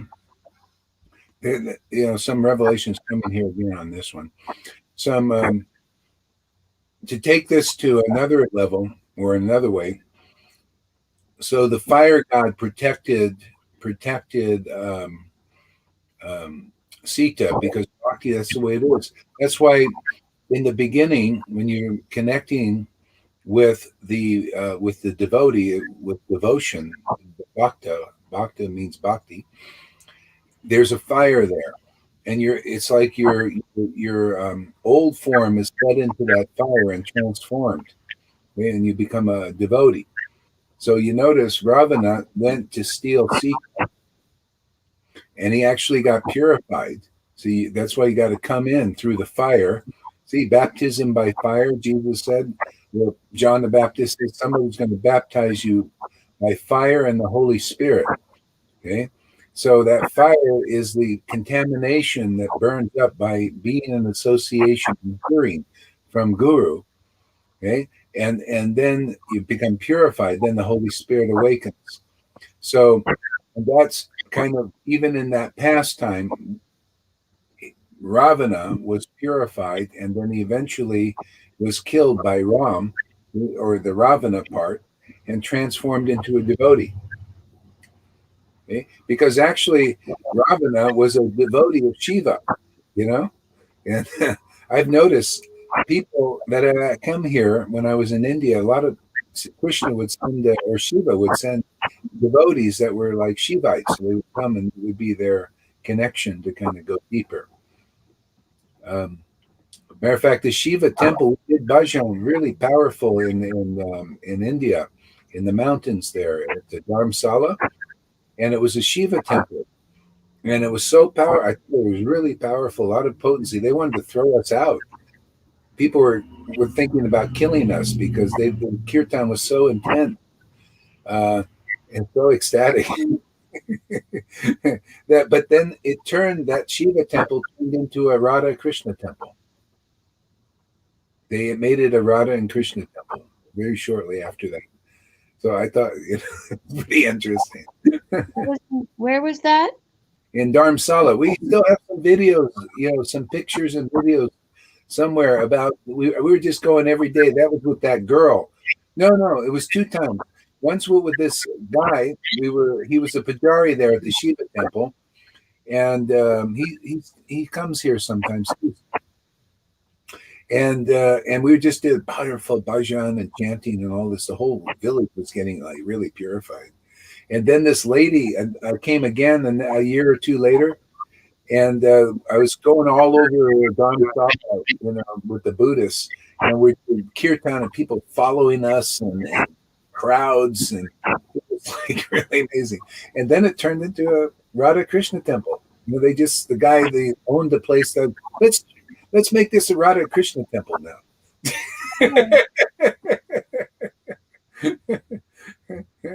And the Buddhists were loving it. And we were chanting, they're all smiling, like, wow, this is really great.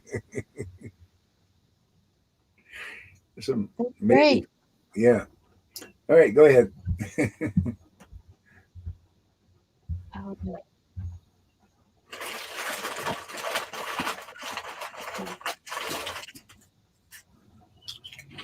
Okay, so where I left off was when the illusory Sita was brought before the fire by Lord Ramachandra, the fire god made the illusory form disappear and delivered the real Sita to Lord Ramachandra. When Sri Chaitanya Mahaprabhu heard this story, he was very pleased, and he remembered the words of Ramadas Vipra. Indeed, when Sri Chaitanya Mahaprabhu heard these conclusive statements from Karma Purana, he felt great happiness. After asking the Brahmana's permission, he took possession of those manuscript scrolls. In this way, Sri Chaitanya Mahaprabhu received the old manuscript of the Karma Purana. Since the Karma Purana was very old, the manuscript was also very old. Sri Chaitanya Mahaprabhu took possession of the original leaves in order to have direct evidence. The text was copied onto a new scroll in order that the Purana be replaced. Sri Chaitanya Mahaprabhu returned to southern Mathura, or also known as Madura, and delivered the original manuscript of the Karma Purana to Ramadas Vipra. When he was petitioned by Mother Sita, the fire god Agni brought forth an illusory form of Sita, and Ravana, who had 10 heads, kidnapped the false Sita. The original Sita then went to the abode of the fire god. When Lord Ramachandra tested the body of Sita, it was the false illusory Sita that entered the fire. At that time, the fire god brought the original Sita from his abode and delivered her to Lord Ramachandra. Ramadas Vipra was very pleased to receive the original scroll of the Karma Purana, and he immediately fell down before the lotus feet of Sri Chaitanya Mahaprabhu and began to cry. After receiving the manuscript, the Brahmana. Another thing about that, in the pastime with Ram and Sita, the fire god brings back the real Sita. And so you would think Ramachandra was okay with that. Ramachandra came to show the dharma of the age. He didn't reveal these very intimate things, like you cannot pollute bhakti. See, that wasn't revealed. So the Lord acted on the external way. He said, no, Sita was touched by Ravana. In a sense, he cheated people in that way by not revealing the real truth. Sita, you can never pollute because she's a devotee. It's the same thing. So he cheated the world of that understanding. because he's just teaching Vaidhi. If you look at this, all about rules, regulations, and that kind of stuff. So he says, no, I'm not going to accept Sita. I'm going to send her away because he's been touched by Ravana and is impure. Okay, but that's not really conclusive, really. I mean, it's external. It's like the Lord taking sannyas. Everybody mute them. Who's not muted? Okay, great.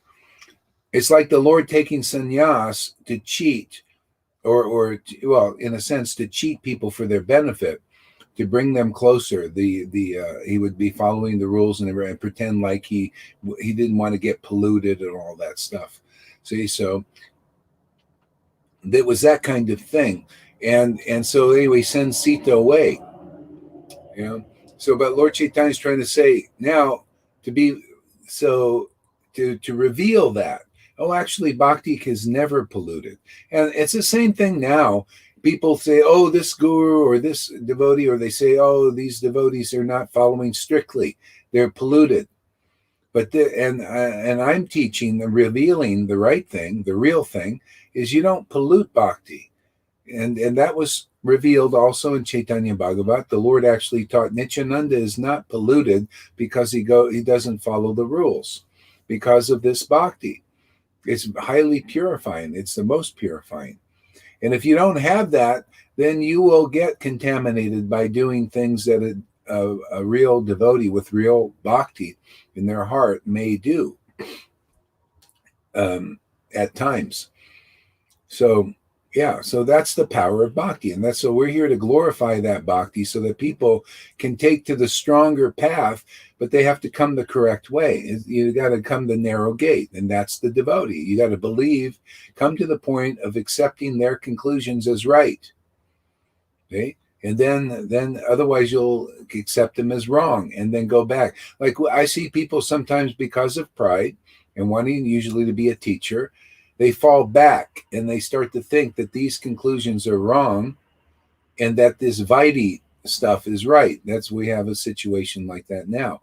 Person, no, Gohar, you're not teaching the right thing. Okay, so they don't have faith in this power of bhakti, and then they fall back. It's a punishment. You fall back into austerity, renunciation, and trying to attain Krishna by austerities and all of that, and it's all motivated by pride, and thinking that's the real bhakti is this pride. So anyway, that's the power of bhakti. So in the story is many deep things. Okay, go ahead. Can I say something? Yeah, go ahead. In my understanding, and I don't want to be correcting my guru in any way, shape, or form, or act like I am being a guru in any way, shape, or form. Get to the point. But in the story I've heard about Lord Ram, he was willing to accept Sita, but the problem was that the citizens didn't accept Sita. So it broke his heart, but he had to be a king to the people. So in my understanding, it wasn't that he felt it; it was that the citizens felt it. Yeah, of course. God and devotees, they don't feel like you feel. Yeah, of course. That's exactly what I said. Yeah, I said that. He did it for the citizens because they couldn't understand these deeper principles, and he wasn't here to reveal them. Oh, you see? Okay. Yeah. So we're here to reveal this stuff. Otherwise, it stays. What do you call hidden, and then nobody knows how glorious real bhakti is. Then only Vaidhi is preached. Because nobody knows these deeper things. That's why Lord Chaitanya came to reveal these deeper things, especially through Nityananda, who showed that bhakti is not polluted because its devotion is very powerful. And the Lord only took sannyas simply because, well, one reason, the main reason was to collect the Vaidhi bhaktas and bring them closer, because they would accept him and not Nityananda. They thought Nityananda was polluted. See, because that's the problem with not teaching these deeper things. But it just depends when the Lord wants to reveal these things. And that was after they And- made fun of him for acting like a gopi. That's when he Yeah. took sannyas. After they made fun of him, and he felt like, oh no, they're in trouble for making fun of me. I want to help them. So he became a sannyas. Yeah, well, see, if you don't accept the Lord or the Lord's devotee, then you can't come out of samsara. It's just that point. So he said, if people don't accept me in my nature, then they will be destroyed. But if I take sannyas and they offer obeisances, even though they're looking at me as a sannyasi, it will purify their offenses, and this love will begin to awaken in their heart.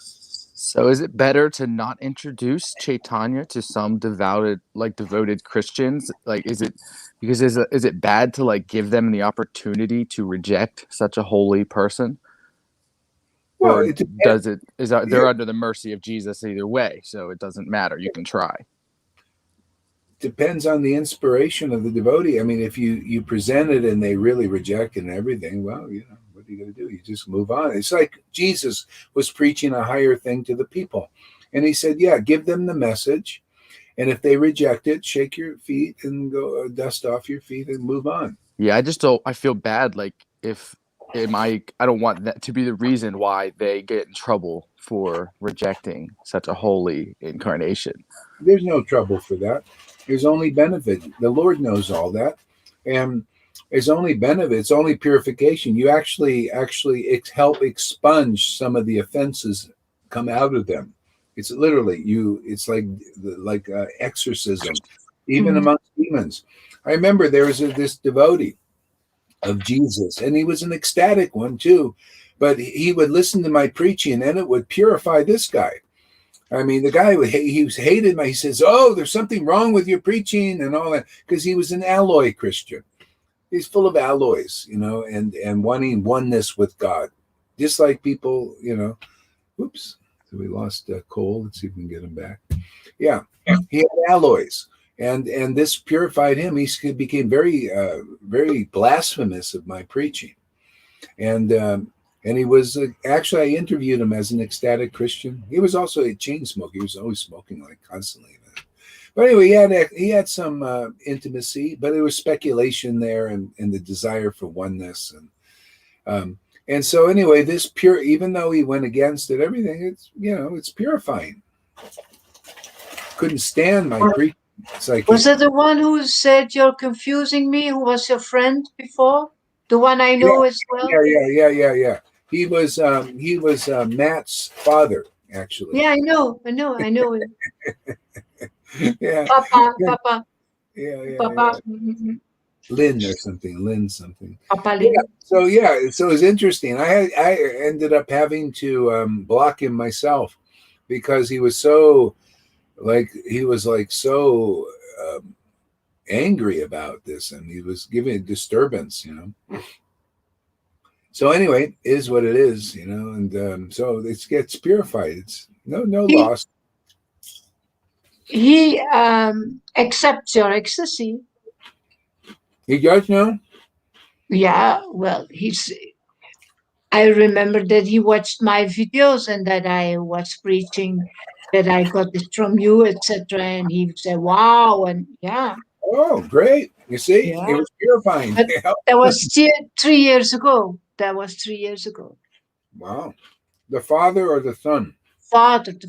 The father. Wow. See? I never had personal contact with the son, but with the father, a lot of time we communicated together. Oh, yeah. Is he still on your friends list?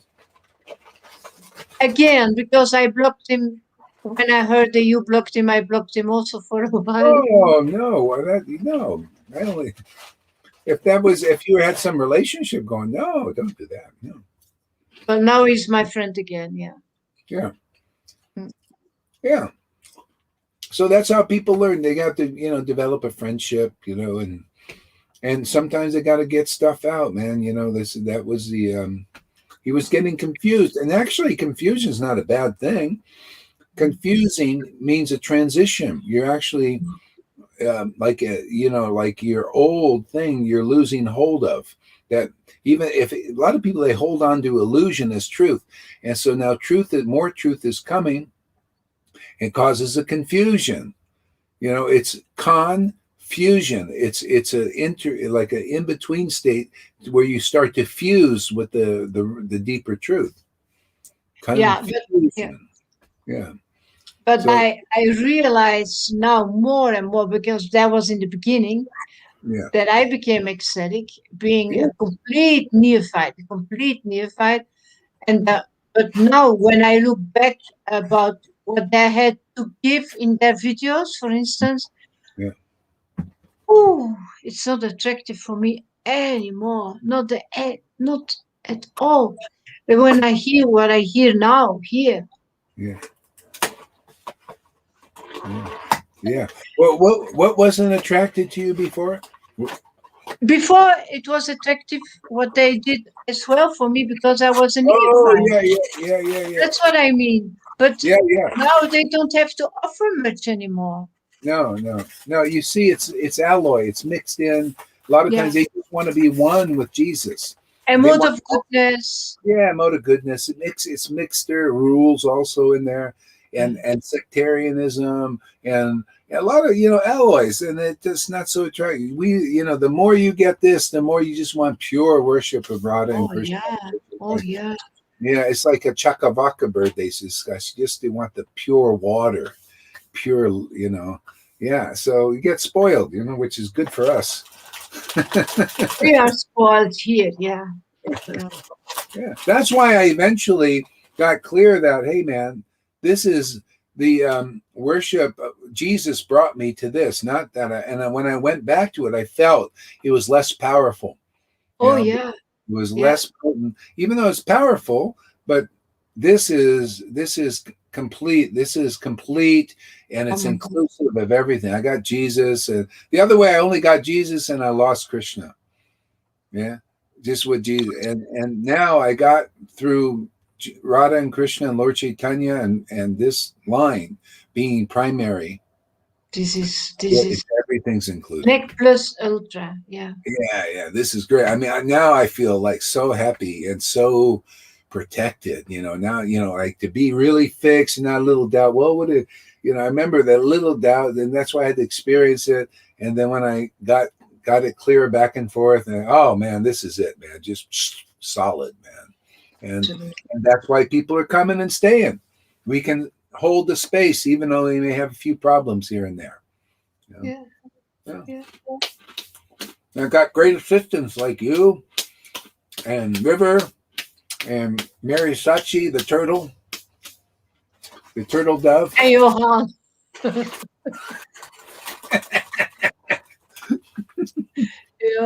He just sits back and gets a good ride. And Karuna and Govinda and Saliki and on and on and on. All of them. Almost everybody now staying. Yeah. If they don't stay, Krishna pulls them back by the hair. Krishna gonna pull Ranga back? Is he gone? I thought he. Is he gone? Krishna gonna pull Ranga back? That's what I'm waiting for. He has no hair. You don't know he's gone? When was the last time you saw him? When was the last time you seen him in your class? Well, what's his problem? What do you? Doesn't he? Don't you meet him? What's his problem? Yeah. Say that last sentence again. You ask him, Maharaj. I think it's really best for you to speak to him, actually. Because we've done so many things. Don't talk about it. That would be so good. Well, I mean, like, isn't he favorable to what we do? Of course, but I think it doesn't have that much you should- strength. I think you should ask him that question yourself, Gurumaj. Because he's just come out of all of this bodily stuff that's been happening to him. He just wants to. I think he needs your support. I feel. Okay, he just wants to what? I don't understand. Well, I'm gonna let him answer that to you. Okay. What he's up to. Let him tell you himself. Does he answer his phone and stuff, or what?